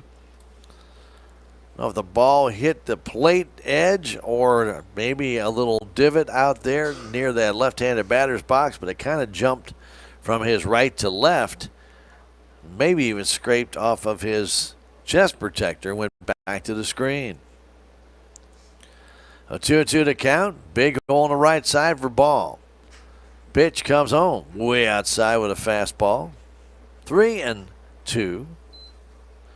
One down. Howard at second base. He's the tying run. They must think Corby Ball's going to pull the ball right down the line. Even the left fielder's 15th of the line. The pitch, and he skies it way foul. Ball up in his eyes. He tomahawked it. So a lot of room on the right side, a lot of room out in right center. Center fielder McCormick just shading him towards left, while the left fielder Beck, I'm telling you what, like right off the line. The 3-2 pitch from Gore comes home. There's a ground ball towards short. Cash Howard takes third base, and the shortstop, Anderson, lost his footing. He tried to hurry it up as Howard was coming in front of him. That's not a good base running play, but he got away with it on the error by Anderson. So 2 errors in the inning. Ball reaches first base, and Caden Moody will stand in, a number 9 hitter.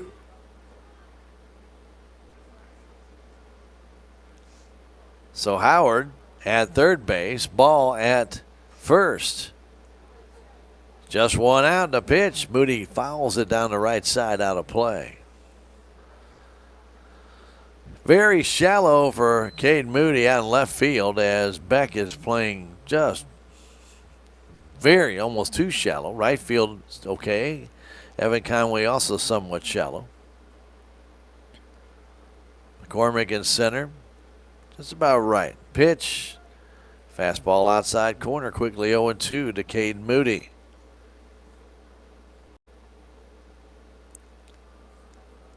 Play that shallow, though, you get gapped, and you can watch guys run for a long time. 0-2 count. Pitch to Moody. Here it is.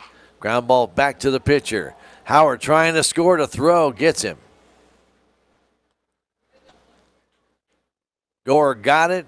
Threw to Farmer. He tagged him as Cash Howard tried to fly by him. So 1-2 on the putout. Ball goes to second base, and Moody reaches on the fielder's choice. They'll stand in, so good chance of the Tigers as Caden Moody got jammed, balling right back to Gore. He made a good play, and his throw kind of pulled Farmer toward Cash Howard coming in. He was still able to tag him. That pitch a strike into Richter. Again, they play him to pull. Anderson way up the middle. Ball with a short lead at second. Pitch comes from Gore. There's a high fly ball, short right center field. Coming in and making the catch is Owen McCormick to retire the side. No runs, no hits, 2 errors, and 2 men left. We have now played 4. We have an official game. It's 2-1. Ellington will come back in a minute. This is Tiger Baseball on KSMO Media. Relationships. It's not just being on a first-name basis. It's a partnership built on trust. This is Scott Ball, president of the Bank of Salem. Since 1883, the Bank of Salem has been serving our local community with a kind of personal service and professionalism that builds relationships. We've earned the trust of our customers with over a century of strength and stability, never once changing our name or compromising customer service. Stop by one of our 2 locations in Salem, visit our website, or download our free mobile app. The Bank of Salem, Equal Housing Lender, member FDIC. I'm Dr. Tiffany Bland with Salem Memorial District Hospital. Recently, there have been many changes within our local clinics and hospitals, and you may find yourself looking for a new provider for your children. At SMDH, we would like to reach out to the community to let you know that we do see patients of all ages. Most of our providers are family practice, which means that we have been trained to see well-child visits as well as sick visits. Salem Memorial District Hospital. Every patient, every encounter, every time.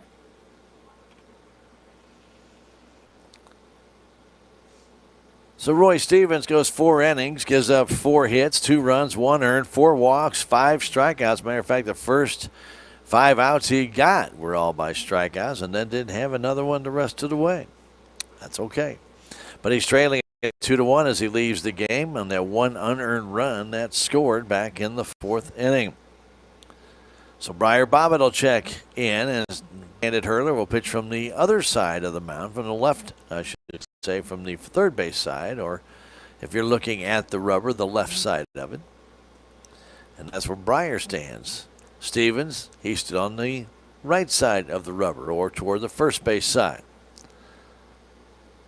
That's the only change that we see, that I see at this moment. Caden DuBois still at second. Edwards still at third. Richter still at short.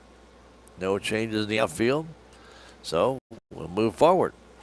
So Briar Bobbitt, the right-hander, tall right-hander. He will face Farmer to lead things off. Jake Farmer. And the Tigers back up a few steps for this real fine athlete from Ellington. He waits, right-handed batter, very, very patiently. Briar Bobbitt, low, ball one.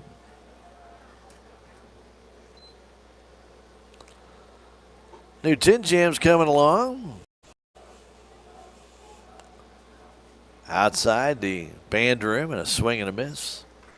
For those on the video side, you can see it up there out towards center field. Building with the garage door there, that's the new Tin Gym. Pitch comes home, and there's a grounder foul towards the Tiger dugout. 2-1, it's Ellington on top. Farmer has singled, flown out to center. Strong right-handed batter. Homered last year against the Tigers down at Ellington. The pitch outside and low, 2-1, or 2-2, excuse me. Blues hockey coming your way on KSMO Radio, 1340 AM 95.7 tonight at 6. Hope you'll join us for that. Pitch, high foul back and out of play on a ball up. Farmer chased it. Didn't get it. Again, tomorrow, Lakers are scheduled to play Bourbon, the Lady Warhawks, at 4 o'clock at the Salem City Park. There's a high fly ball in the right center field. Mooney on the run. He's got time. He gets there and makes the catch. Very much the same place that Farmer hit it last time. He flies out again.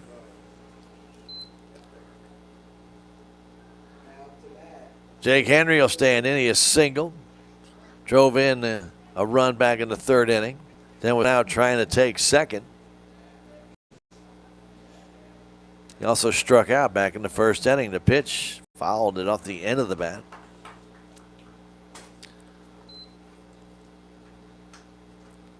On Monday, Salem Tigers will be at Owensville, take on the Dutchman. And our Lady Tigers in a makeup game will take on the Ellington Lady Whippets. The pitch. Right now, depending upon weather conditions and field conditions, our intention is to carry the Lady Tigers softball game from the Salem City Park. Pitch, swing and a miss. For those not familiar with Owensville, they do have a turf infield and a grass outfield. So that game would probably be played almost no matter what, unless you got a thunderstorm going on. The 1-2 comes in low. Skips back to the backstop. 2-2. So as of right now, that is the plan. On Monday, we'll carry the Lady Tiger and Lady Whippet game from the Salem City Park. 4:30 start time. That's Monday afternoon. The pitch, swing and a miss. He struck him out. Henry down on what almost looked like a slider by Briar Bobbitt. His first strikeout. And Colby Hedrick will stand in. Colby tapped it back to the mound. He also struck out. We're in the fifth inning, 2-1 Whippets. Pitch from Bobbitt. It's a little bit low off the glove of Sanders back to the screen. Whippets, 2 runs on 4 hits, 1 earned run.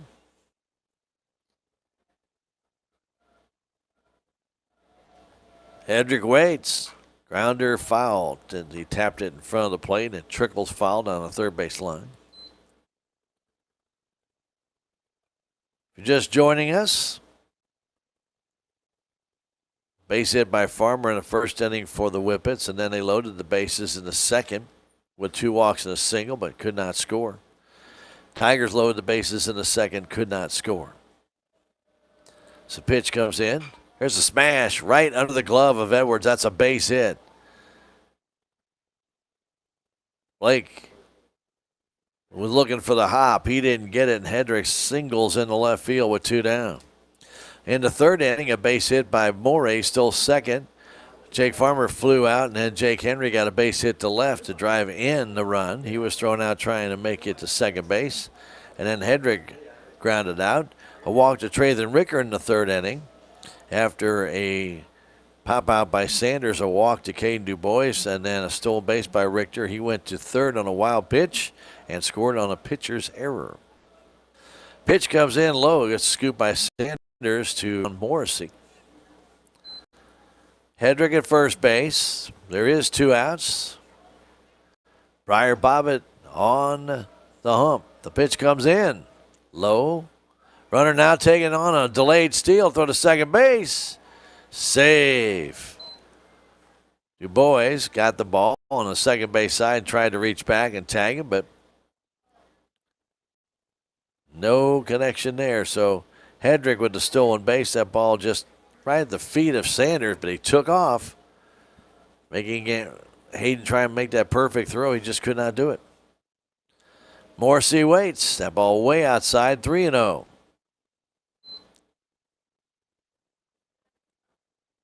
Bobbitt, tall right-handed batter. Now back to the middle part of the rubber. Pitch comes in. Inside. Ball 4. So a 2-out single, now a walk, and Brett Gore will stand in. He's walked twice. He's scored a run.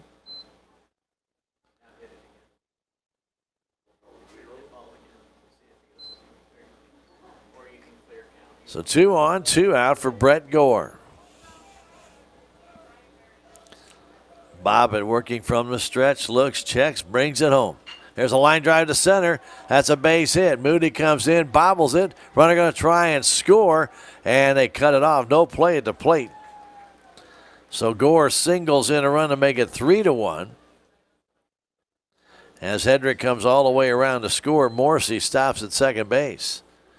Ball got on to Cade Moody quickly. He bobbled it. Once he did that, the chance of getting Hedrick at home was nil. Ball came in, was cut off by Bob. He did throw home, but way too late. So Evan Conway, who also has walked twice, stands in. The pitch up and in, almost hit him. Where's 34? 3-1 Whippets. They've scored in the third, fourth, and now the fifth. Pitch from Bobbitt. There's a line drive foul. He turned on that one. He whipped that ball down. Foul to the right side. He turned on that one quickly. Gets back in. A 1-1 count, 2 down. Run in. Pitch. Check swing. Did not go. No appeal there anyway. Nobody out there.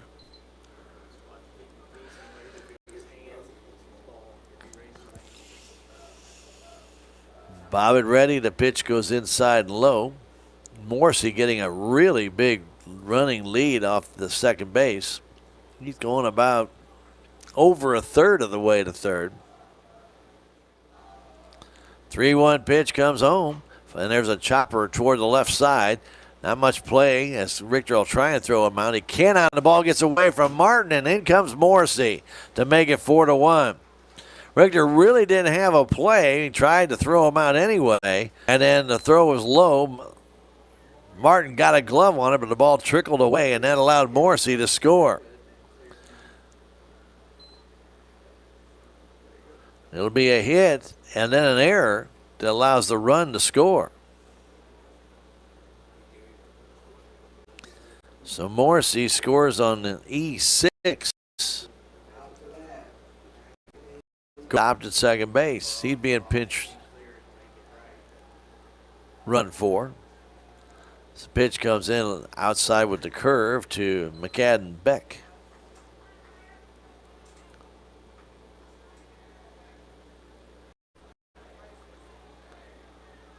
Pitch to Bobbitt. Hit him. Hit back in the back. So Beck hit by the pitch.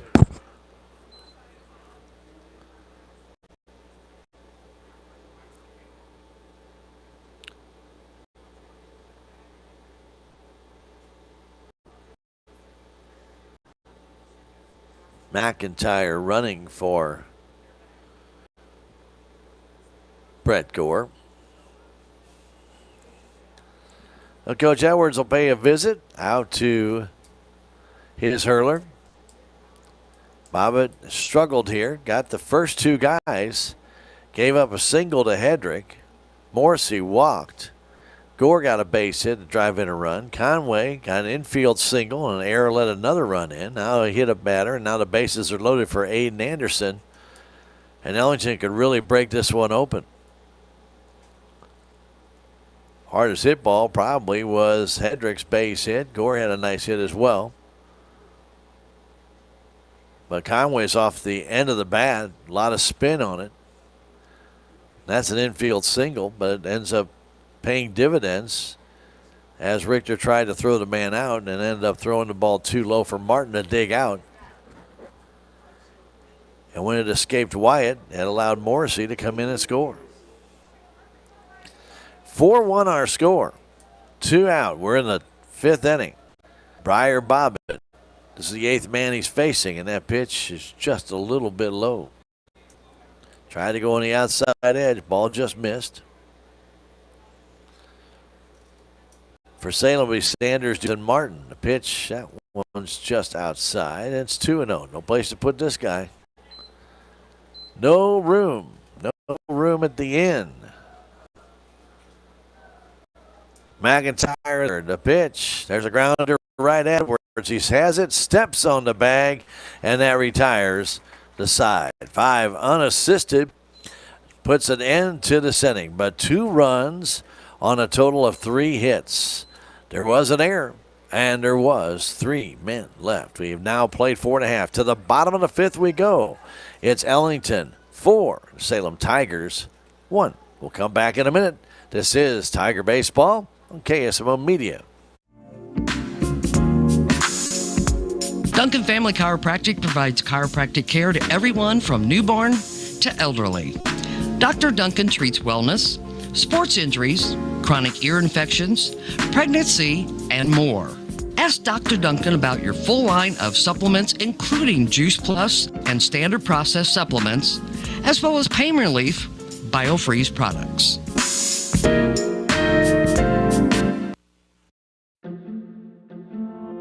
If you have the audacity to believe a financial advisor should talk with you, not at you. If you believe access to your financial advisor should be a right, not a privilege. Join the nearly 7 million investors who think like you do. FaceTime and Think Time make a difference. Join us. Join us. At Edward Jones, it's how we make sense of investing.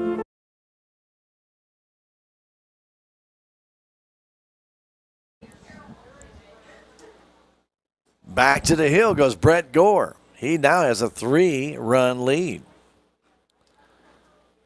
1 in the 3rd, 1 in the 4th, 2 in the 5th for the Whippets. Salem Tigers lone run came in the 3rd. They had chances back in the 4th inning, but couldn't get the job done.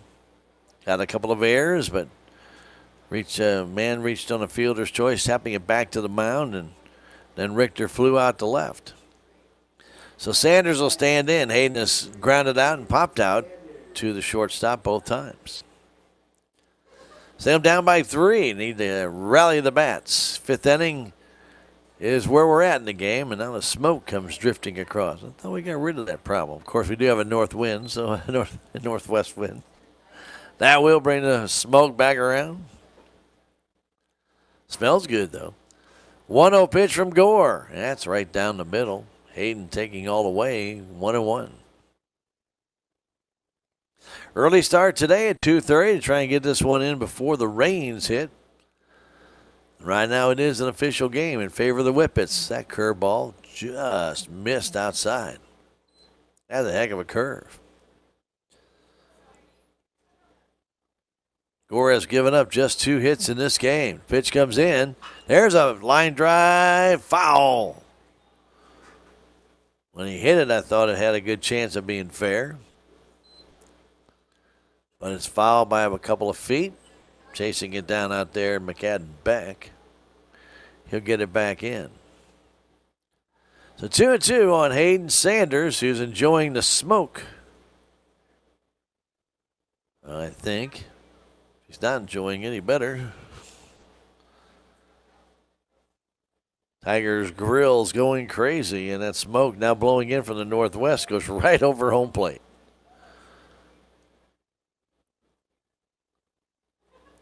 Lights are on here at Salem as the pitch comes in. Curveball high. 3-2. Du Bois and Martin wait on deck. Tigers need 3 to tie. We're in the bottom of the 5th inning. They're 1-2 on the each. Just outside, ball 4. Sanders works a walk. Salem Tigers have received 4 walks in this game. Tigers 2 hits, both came in the second inning. Back hits by Wyatt Martin and Roy Stevens to lead it off. So Du Bois will stand in. He's got one of those walks. He also grounded out to short. The pitch down low. Caden usually a pretty good contact hitter. They give him a right side where Henry is holding on the runner. And Morrissey is still playing down the line. The pitch outside high. Morrissey now backs up a few steps. He was even with the bag for a while. Now he's behind the bag as Sanders with a short lead. The pitch down low, and it's 3-0.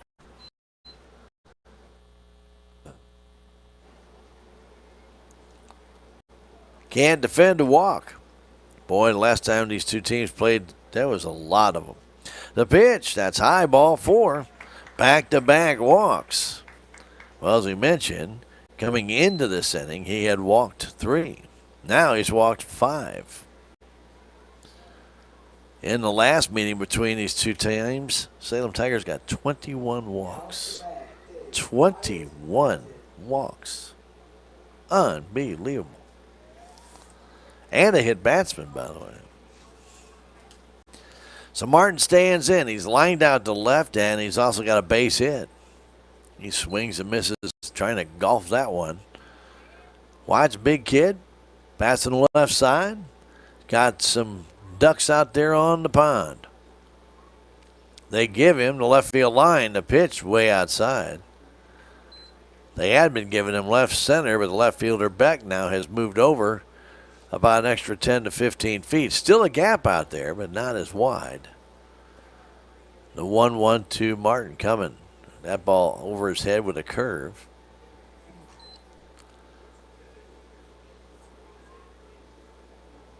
Bottom of the 5th inning, first 2 have reached by a walk.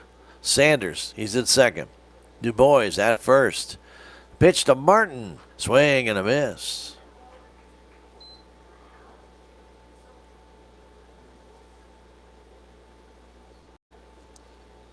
Two and two, nobody down. Salem trying to score a tally or 2 here in the 5th inning. Down by 3. The pitch comes home. Down and away, gets away from Farmer, and both runners are going to advance on that wild pitch. Farmer knocked it down, but the ball bounced off his shin guard up the first base line. That allowed both runners to move up, so Sanders now at third base. Du Bois at second. A base hit could drive in 2 and make it a 4-3 Whippet lead. Stevens waits on deck. I should say, I'm sorry. Briar Bobbitt waits on deck. The pitch, swing and a miss on a high fastball. Wyatt cut right through it on strikes. That's strikeout number 4. And Bobbitt will stand in. That might be it for Gore. He goes 4 1/3 innings. And he is going to check out of the game.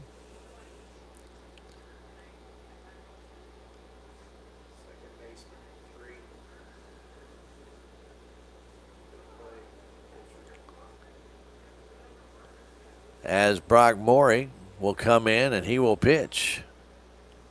So here in the bottom of the 5th inning, Morey will take over.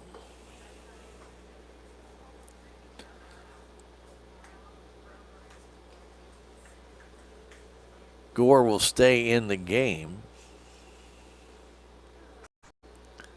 probably go to second base.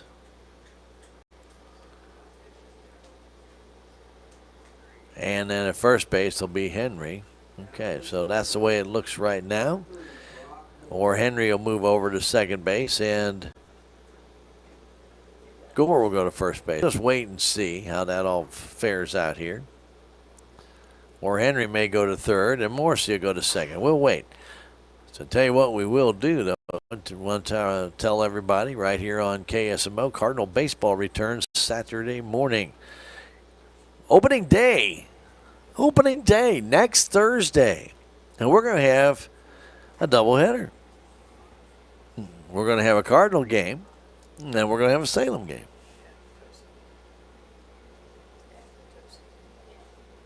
No. We're having the girls' game. That's what you told me. Are we still doing that? All right. So we'll have a doubleheader. We will cover again the girls' game that day.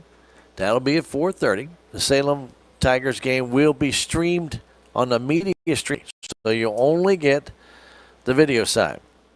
Now, once the Cardinal game ends, then we'll bring you the audio. But the Cardinal game will not start until doggone near 3 o'clock. So that is opening day. That means all the festivities, the Budweiser beer wagon and everything, and all the Red Jackets will all be out there. So it'll be a very interesting time. But that will be next Thursday. So we will be there. It's hard to believe. Opening day already. So Briar Bobbitt standing in. Pitch from Moore way outside. Good scoop there by Farmer.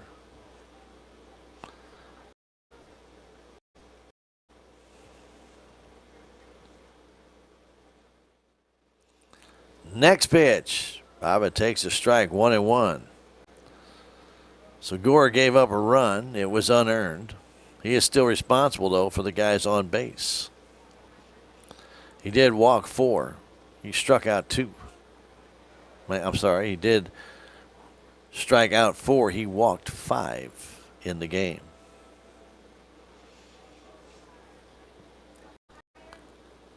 One and two on Bobbitt. The pitch, curve, and there's a ball right back to the pitcher. He looks now, throws over to first base. Runner caught off second. They throw the ball away. Run's going to score as Dubois got caught off second base. Briar Bobbitt out at first base as Morey throws him out. But then the error by Gore, who's playing first base, and he threw the ball past the shortstop in the left field, and the Tigers will get a run. So Gore now playing first base, and Henry is now playing third base, and Morrissey is now playing second. There's a big chopper to Morrissey at second. The throw to first base, and they get Edwards on that chopper up the middle. 4-3 on that put out. So 1-3 on the out, and then the error allows Sanders to score on Gore. So the E3, and the Tigers get a run. So 1 run on no hits. There was 1 error and 1 man left. We've played 5 innings, 4-2 Whippets coming back in 1 minute. This is Tiger Baseball on KSMO Media. I am a Missouri Farm Bureau insurance agent, and I'm here to talk about life, your dreams, your work, your family, and how you can protect it all with a company that will talk to you with the honesty of a farmer and take care of you with the integrity of a neighbor. I'll make sure no detail is left uncovered so your family can breathe easy. Because just like you, I chose to build a life in Missouri too. I'm a Missouri Farm Bureau insurance agent, and I'm from Missouri for life. Every project is different, which is why Salem Truss uses modern engineering software to design, then construct quality trusses for your home, barn, or business. The size of the job doesn't matter, but the quality of the work does, which is why Salem Truss will deliver their trusses anywhere. Proud to support the Salem community, they're open Monday through Thursday from 7:30 to 4:30 and Friday from 7:30 until 11. For more information, call Salem Truss at 729-9276. We go to the 6th inning. 4-2 our score.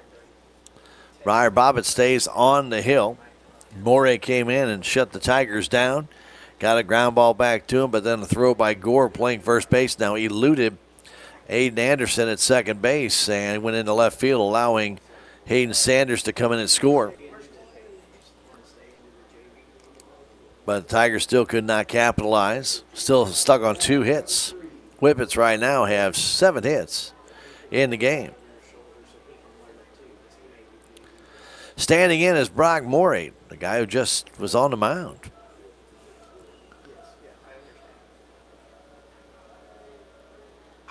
And there is a high fly ball to short left field, and Corby Ball comes in and makes the catch. 1 pitch, 1 fly out to left field. And Jake will stand in. He's flied out twice to center, singled as well. That's single in the left. Jake Henry waits on deck as well. Bobbitt brings it home, way outside.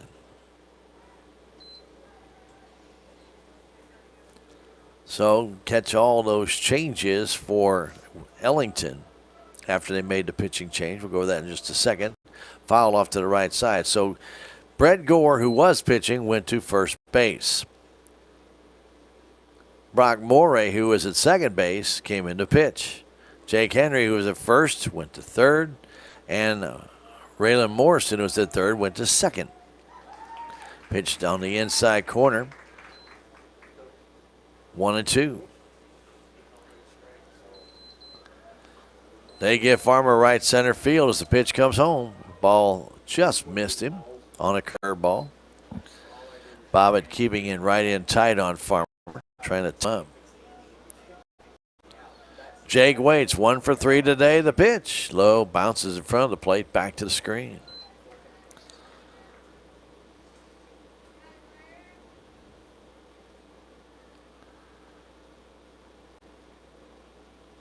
Nobody has more than 1 hit in this game. 7 of them for Ellington, 2 for Salem. And the 1-2 comes home. That's just low. So Farmer's going to grab a walk from Briar Bobbitt.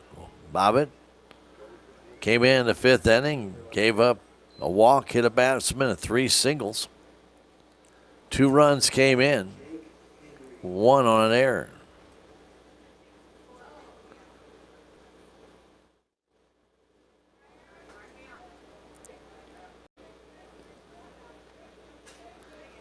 Waiting is Henry to pitch, and there's a high pop-up on the infield. Who wants it? Edwards calls for it and makes the catch. Colby Hedrick will stand in. Hedrick singled in the 5th inning. He came around to score. That 5th inning rally by Ellington all came with 2 out. Farmer flew out. Henry struck out. Hedrick then got a base hit up the middle. Raylan Morrissey walked. Brett Gore got a base hit. That brought in a run. Evan Conway got an infield single, and then Jalen Richter threw the ball past Martin and allowed another run to score. Runner going, the pitch way outside. Sanders had to go across his body to make that play, and so there was no chance in him even making a play. 1-0 the count. Pitch from Bobbitt. Swing and a miss. Ball down. Trying to hit that one was Hedrick. Down around his ankles. 2 down. We're in the top of the 6th inning. Salem down by 2, 4-2.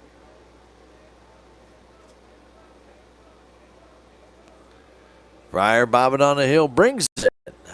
It's a pretty good pitch, but just a little bit low. 2-1 the count. Did not get the call. In the 6th inning for Salem, they will have the bottom 3 in their order. Runner going. The pitch is a high fly ball into the left center field. And Moody's not going to catch that one. They go back, and it's going to end up as a double for Colby Hedrick. That ball was tattooed. Throw back to second base, and Hedrick is back in safely. That ball was a line drive out of left center field. And Katie wasn't going to catch that one. It's an RBI double to make it 5-2. As Farmer comes around to score off to the walk. Ellington, after being scoreless the first 2 innings, have scored the next 4.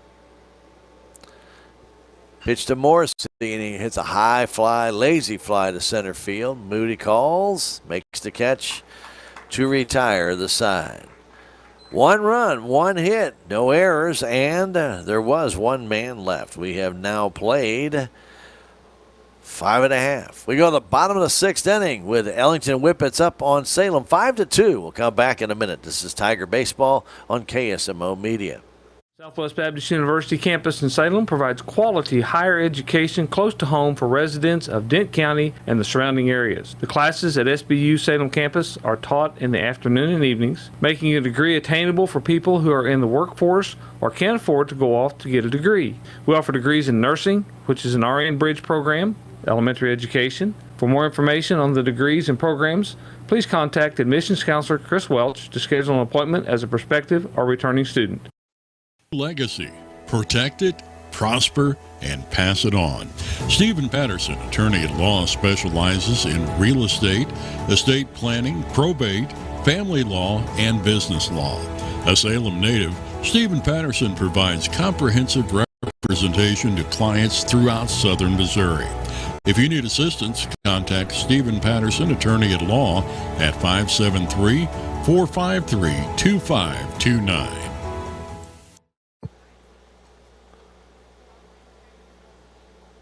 We go to the bottom of the 6th inning. Salem needs some runs. They're down by 3, 5-2. It'll be Cash Howard, Corby Ball, and Caden Moody. Tigers need to bat around a couple of times here and get this one done. Last year they won 17-4. 17-4. Funny part about that game, I think they got 12 of those runs in the 8th or 6th and 7th innings. It was wild.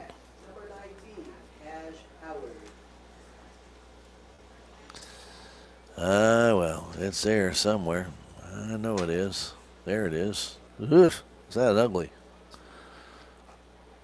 4 in the 6th, 10 in the 7th. So it was a 3 game going into the 6th inning.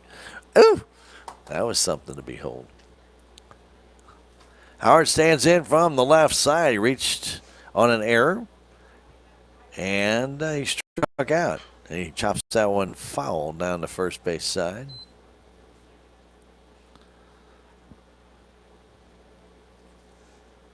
Getting late. 6 outs left for the Tigers here in this one. So they will be at Owensville on Monday in non-conference action. Curveball, and that's a beauty. 1-2 to Cash. Salem Lady Tigers take on the Ellington Whippets on Monday. Curveball, and there's a ground ball to the right side. Nice play by Gore to throw it behind Moray, and it'll be a base hit. I don't think Moray would have beaten Cash Howard over there. It'd have been tough. It'd have been close, but I think the throw and Moray and Howard all would have gotten there one time if he had done it properly. So I'm going to give him a base hit. We need the hits. Corby Ball stand in, reached on an error by their shortstop, Aiden Anderson. He's the only one in the positions on the infield.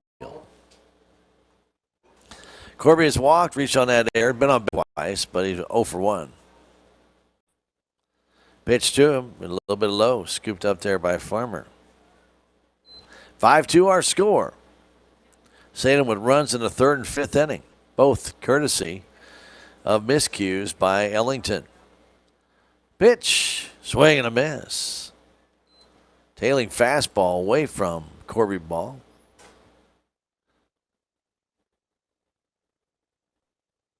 Moray showed a little pickup on that pitch, a little uptick. Curveball, ooh, nice one on the outside edge. Young man, not a very big youngster out there, but throws the ball well. 1-2 to count.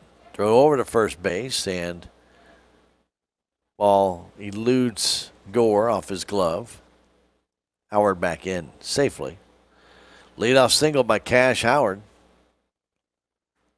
Ball trying to get on a base as well. The 1-2, curveball, will pop fly foul out of play.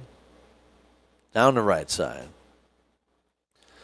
We mentioned that wind had changed directions coming from the west-southwest. Now it's coming out of the northwest, blowing directly out to center field. There's not a big wind, maybe about 8 to 10 miles an hour at best. It is a change in direction. That's where the storms will be moving up from the southwest, but they'll be taking that cold northwest. Pitch low and away with a fastball, 2-2. Blues hockey tonight, 6 o'clock against Detroit. They'll be on the West Coast this week. And Anaheim Saturday and L.A. on Sundays. 9 o'clock starts there. Chopper toward the hole. Anderson gets over there but can't make the play and then throws it away.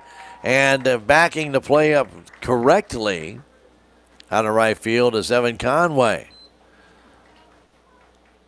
I don't think he'd have thrown out Corby Ball, so I'm going to give another infield hit. But Anderson tried to grab it in the glove and then throw. Ball never came off the ground. So a couple of infield singles for the Salem Tigers. Yeah, that's how some rallies get started.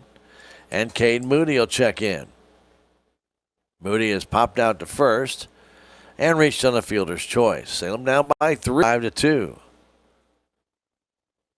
Cade has pretty good bat control in the infield right now, coming in a little bit, especially at third and first. Morrissey will hang near second base. Go a big hole in that right side. Cade can go that way. The pitch comes home. He shows a bunt, backs it off. Cash Howard down at second base. Corby Ball at first. Put the ball in play. You never know what happens. Throw it back to second base. Hits the runner there, Cash Howard. That didn't feel good. Guarantee you that. Cash asked for time, and he rubs it off. Ball hit him in the side. As Morrissey never even tried to go for the ball. Ball hit Cash right in the side there. Fastball strike to Moody. On the outside. Caden took it 1-1 to count. Pitch coming home. Curveball. That's a dandy. Caden let it go. 1-2 the count. Moody to the right side. Deep in the box. Runners at first and second. Nobody out. And the pitch. There's a ground ball up the middle towards Anderson. He has it out at second base. The throw to first, nowhere near first and third. And 1 out. A fielder's choice for Cade Moody. Forces free ball at second base. 6-4 on that force out. Howard now down to third base for Trey Richter, who's flown out to center, walked and scored, and lined out to the shortstop.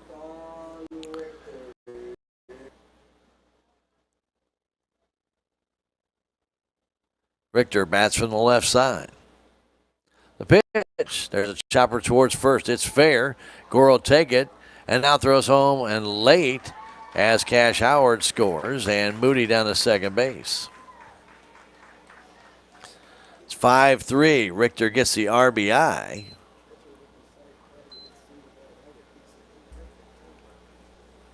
So Richter out 3 unassisted, but then Gore's throw way too late.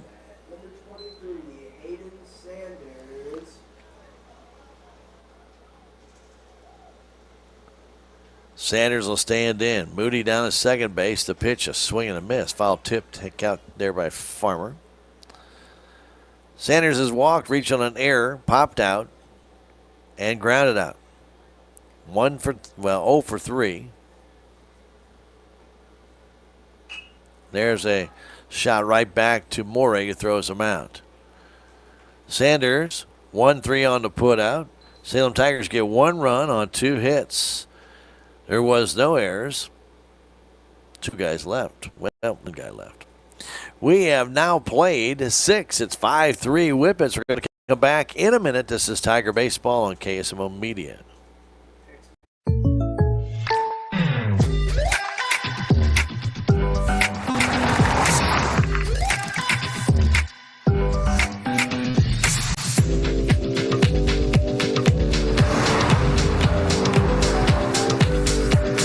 your surprisingly great rates, contact your local State Farm agent today. If you want the real deal, call State Farm agent Cameron Irway in Salem today. Like a good neighbor, State Farm is there. With tax season fast approaching, you might have some questions that you need answered. If so, give the Tax Masters a call. They have over 40 years of experience and can handle all types of accounting services plus certified e-filing. Don't ever let yourself be to the IRS.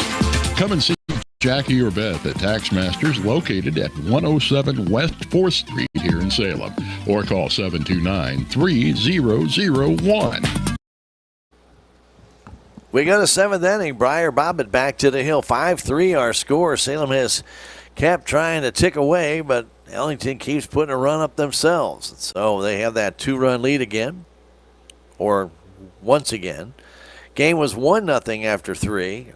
I should say 1-1 after 3, 2-1 after 4, 4-1 after 5, like that, 4-2 after 5, and now 5-3 after 6. So just can't get caught up.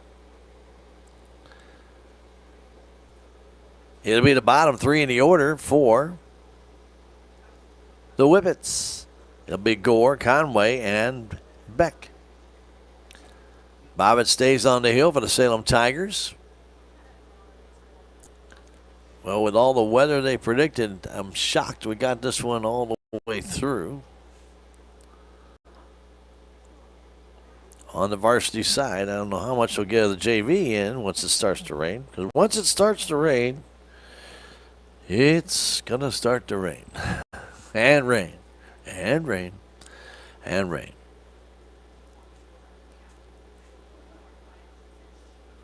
Standing in is Gore. Brett has a single and 2 walks. 1 for 1 today officially. And the pitch coming in, that's a little bit low. Ball 1.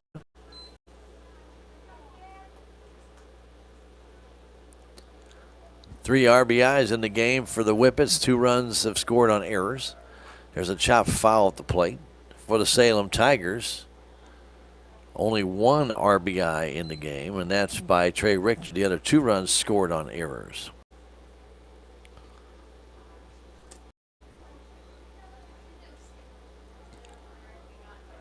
Gore waits. Bobbitt ready. The woman home. There's a strike. Just nicked the outside edge. 1-2.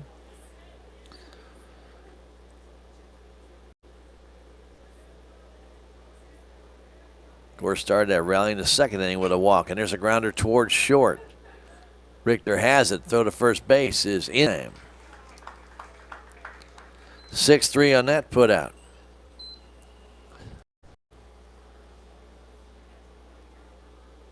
Coming up next, it'll be Evan Conway. Conway also 2 walks and a base hit in this game. His base hit off the end of the bat that Trey Richter was able to feel on the infield side. Threw it too low for Martin. There's a line drive into right field. I mean, they hit that one hard, but right at Cash Howard. He makes the catch. That ball was smoked. But right at Howard and right. And McAdden Beck will stand in.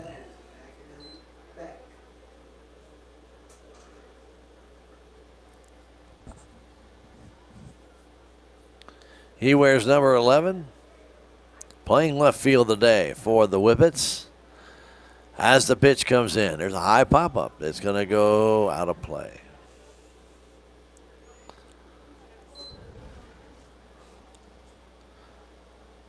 Had Beck out in front, got him to pop it up, but it drifted back over the backstop. Briar Bobbitt in his 3rd inning of work. Tall right-hander ready, brings it in. Swing and a miss. Good pitch, tailing pitch away from the hitter.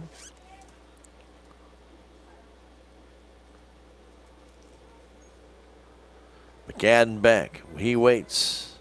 The pitch. Swing. Foul tips it off the very end of the bat. Beck is singled, reached on an air and got hit by a pitch. He's 1 for 2 today.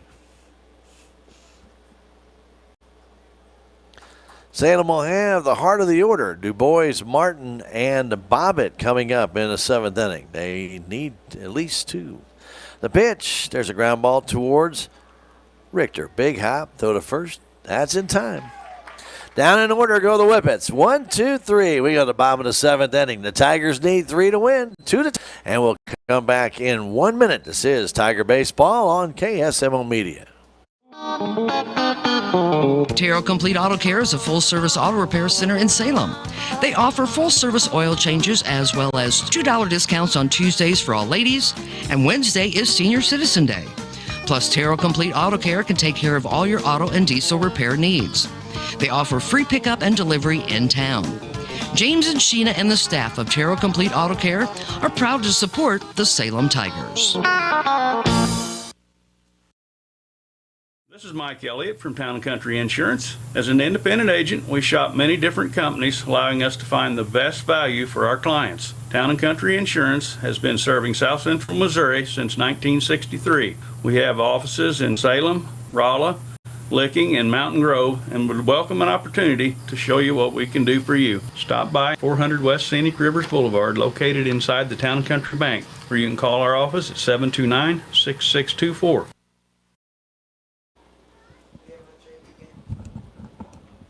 I would think, as we come back to the bottom of the 7th inning,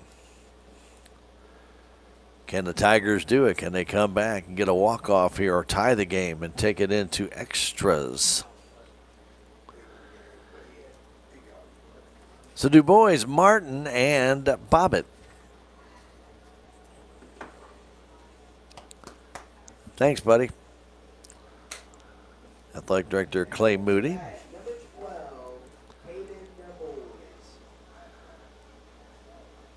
Boys has walked a couple of times, grounded out to short, so he's 0 for 1 officially. He skies this one foul back behind home plate. Brock Morey comes on and has done a really good job. He's given up a run, did allow a couple of singles.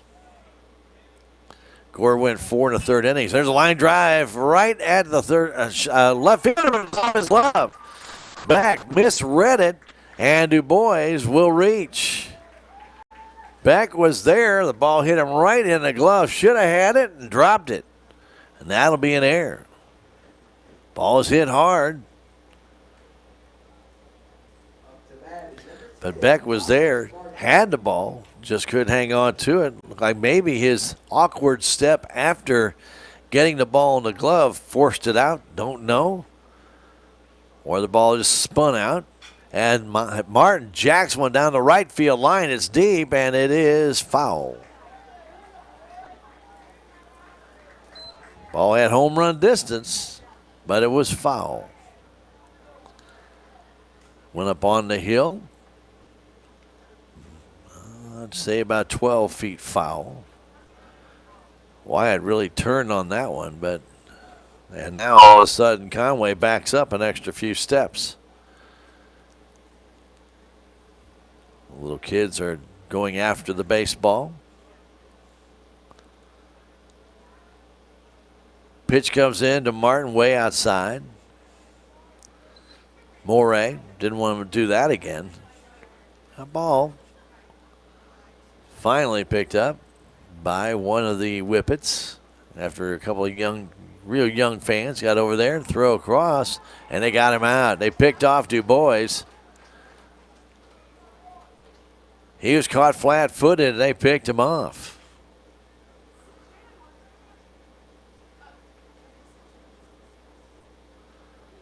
So after reaching on the air, Caden Du Bois is picked off by Morey.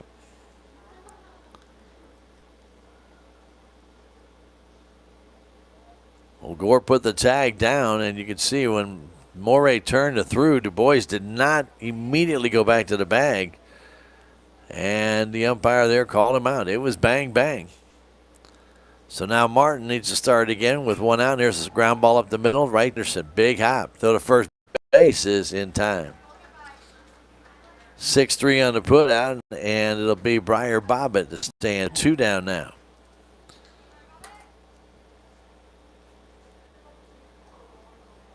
So after the first reach, he's picked off, ground out. Now quickly 2 down here, 7th inning.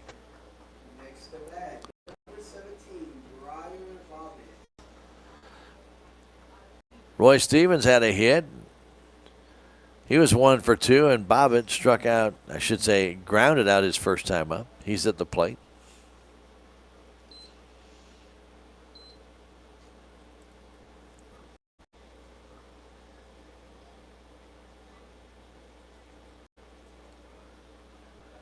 Morey looks in. Sign.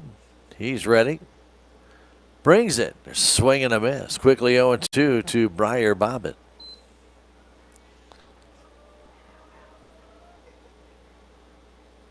Tigers with just 4 hits in this game.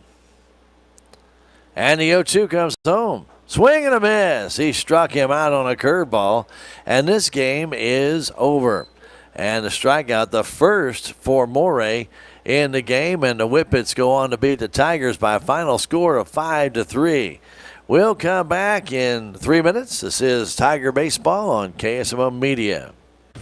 No matter what, every morning, farmers go to work, doing what needs done.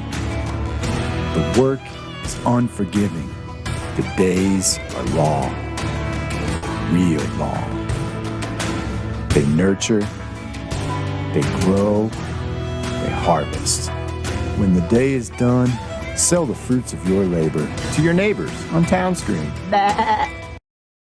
Hi, I'm Susie Cahill, Director of Healthy Dent County Fitness Center. Are you looking for a place to begin your journey to better health? Come inside. Never in my life have I been in another atmosphere where everyone is so eager to help others. It's not just the staff, it's the members. They are so passionate about what they do and so excited to help you. If you're ready to begin your journey to better health, come by and see us. Southtown Furniture. Southtown, where the bargains are. We've got everything from furniture to appliances. Quality floor covering.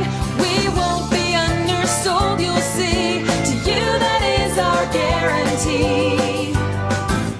Southtown Furniture, where the bargains are.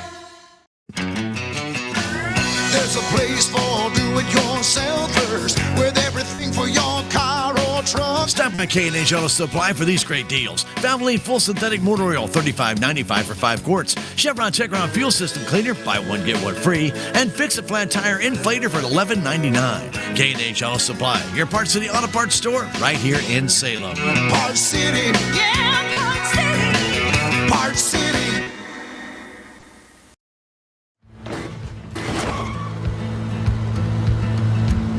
Sorry, Dad. Sure, you could get him a new car. You could also light a pile of money on fire. Because as long as Mr. It wasn't my fault takes the wheel on occasion, maintaining this car is your best option. So keep it running longer, stronger, with quality parts and a whole lot of Napa know-how. Dad, where are you going? Relationships. It's not just being on a first name basis. It's a partnership built on trust. This is Scott Ball, President of the Bank of Salem. Since 1883, the Bank of Salem has been serving our local community with the kind of personal service and professionalism that builds relationships. We've earned the trust of our customers with over a century of strength and stability, never once changing our name or compromising customer service. Stop by one of our 2 locations in Salem, visit our website, or download our free mobile app. The Bank of Salem, Equal Housing Lender, member FDIC.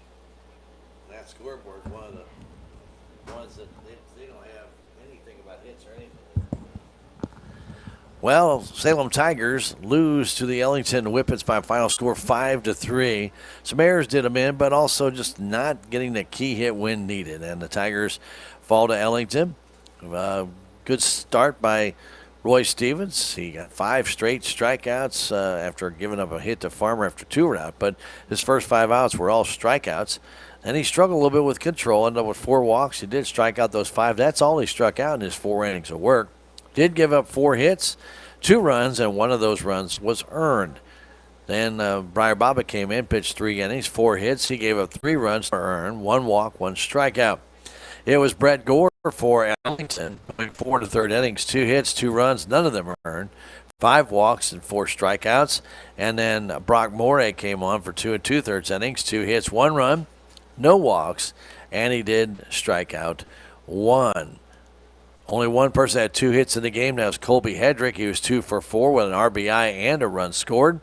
He kind of the leading hitter. Farmer went 1 for 3. He got his hit back in the first inning. 1 for 4 was Brock Morey, and he ended up scoring a run. And then 1 for 4 was Jake Henry. He drove in a run. 1 for 2 was Brett Gore. He scored a run. And 1 for 2 was Ellie and McAdden Beck. They both got hits.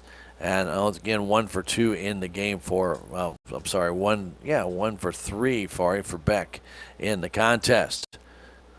Scoring runs for the Salem Tigers, Trey Richter, he did so on an error by the pitcher Gore, and Hayden's also scored. He scored on an error by the first baseman Gore in the game. Cash Howard scored a run on a ground ball out, and that was an RBI for Trey Richter as he grounded the ball down to first base to Gore. And Howard, who has led off a single in 6th inning, he went to 3rd on the fielder's choice by Cade Moody after it was 1st and 2nd after Corby Ball also got an infield hit. And then the only RBI for Salem, Trey Richter ground out in the game. 5-3 our final score for Salem Tigers. As I mentioned, the 4 hits, 1 for 4 for Wyatt Martin, 1 for 2 for Roy Stevens, 1 for 3 for Cash Howard, 1 for 2 for Qual, who reached on a walk. So the Tigers' hitting shoes are still not there, still trying to figure it all out. They dropped this one to the Whippets by a score of 5-3. And they'll be back in action on Monday when they take on the Owensville Dutchmen at Owensville. Now, we were planning to carry that game on the radio side as the girls were not playing that day in softball. But with this new spring softball, baseball, we're getting a little bit torn to make sure we cover some of the girls' games. So we will be at the Salem City Park on Monday to bring you the Lady Tigers game against the same Ellington Lady Whippets. And that will be, now this is the exact same team, obviously, but the Lady Whippets, and that will be at 4:30, 4:15 with Tiger Talk right here on KSMO Radio, and our new Lady Tigers coach will have that Tiger Talk on. And then Tuesday, we'll be bringing you the boys game. And then Thursday, the opening day for Major League Baseball, we will have the Lady Tigers game on again from the Salem City Park. So just to kind of keep that in mind, we're going to try and get you as many video streams as we can and make sure we cover our Lady Tigers as much as possible as well. The SCA games for the boys will all be covered. So if there's a conflict there, we will be on the road going to the SCA host schools for the SCA conference. So I'm just giving you a little update on that. Final score here today for the Salem City Park. There we go. I kind of messed it up already. Salem High School Baseball Field Complex, 5-3 for the Whippets. We hope you had a great time with the game. We will be back again on Monday. Now, we will be back tomorrow if the rain holds off, as the Lady Tigers are supposed to take on the Bourbon Lady Warhawks. I think we're already kind of conceding that to the rain. But if that game is played at 4 o'clock tomorrow, we'll be at the Salem City Park to bring it to you here on KSMO Media. But if we don't, well, you'll see us Monday out of the park as well. It's starting to look a little darker out there. That's kind of why I look a little ominous. But here's starting to get a little bit thicker with those clouds, and I'm pretty sure we'll be seeing some rain here in the very, very near future. To all of you at home, thanks again for joining us, whether you're listening by radio or by video stream. We appreciate you being part of our broadcast. The Tigers lose it to Ellington by a final score of 5-3. For Bob back at the station, for Ben on the video controls, my name is Stan Stevens. Thank you for being part of our day. We hope you stick around for Blues hockey tonight on the radio side. Don't forget, on the video side, it's the Salem R80 Candidate Forum put on by Friends of William Lynch and sponsored by Townscreen as well. That's at 7 o'clock, and that's tonight. Have yourselves a great evening. Good night from the Salem Baseball Field Complex. Thank you for watching this KSMO Media broadcast of Salem Tiger Sports. This game was brought to you by K&H Auto Supply, Salem Memorial District Hospital, Farm Bureau Insurance, Bank of Salem, Napa Mooney Auto Supply, Progressive Ozark Bank, Tax Masters, Southwest Baptist University Salem Campus, Town & Country Insurance, Terrell Complete Auto Care, Edward Jones, Duncan Family Chiropractic, State Farm Insurance, Salem Trust, Southtown Furniture, Stephen Patterson, Attorney at Law, Townscreen, LLC, Living the Dream Outdoor Properties, Elwood Real Estate, Dent County Vet Clinic, Aligned by Design Health Center, Hometown Mechanical, Healthy Dent County, Ozark Overhead Door.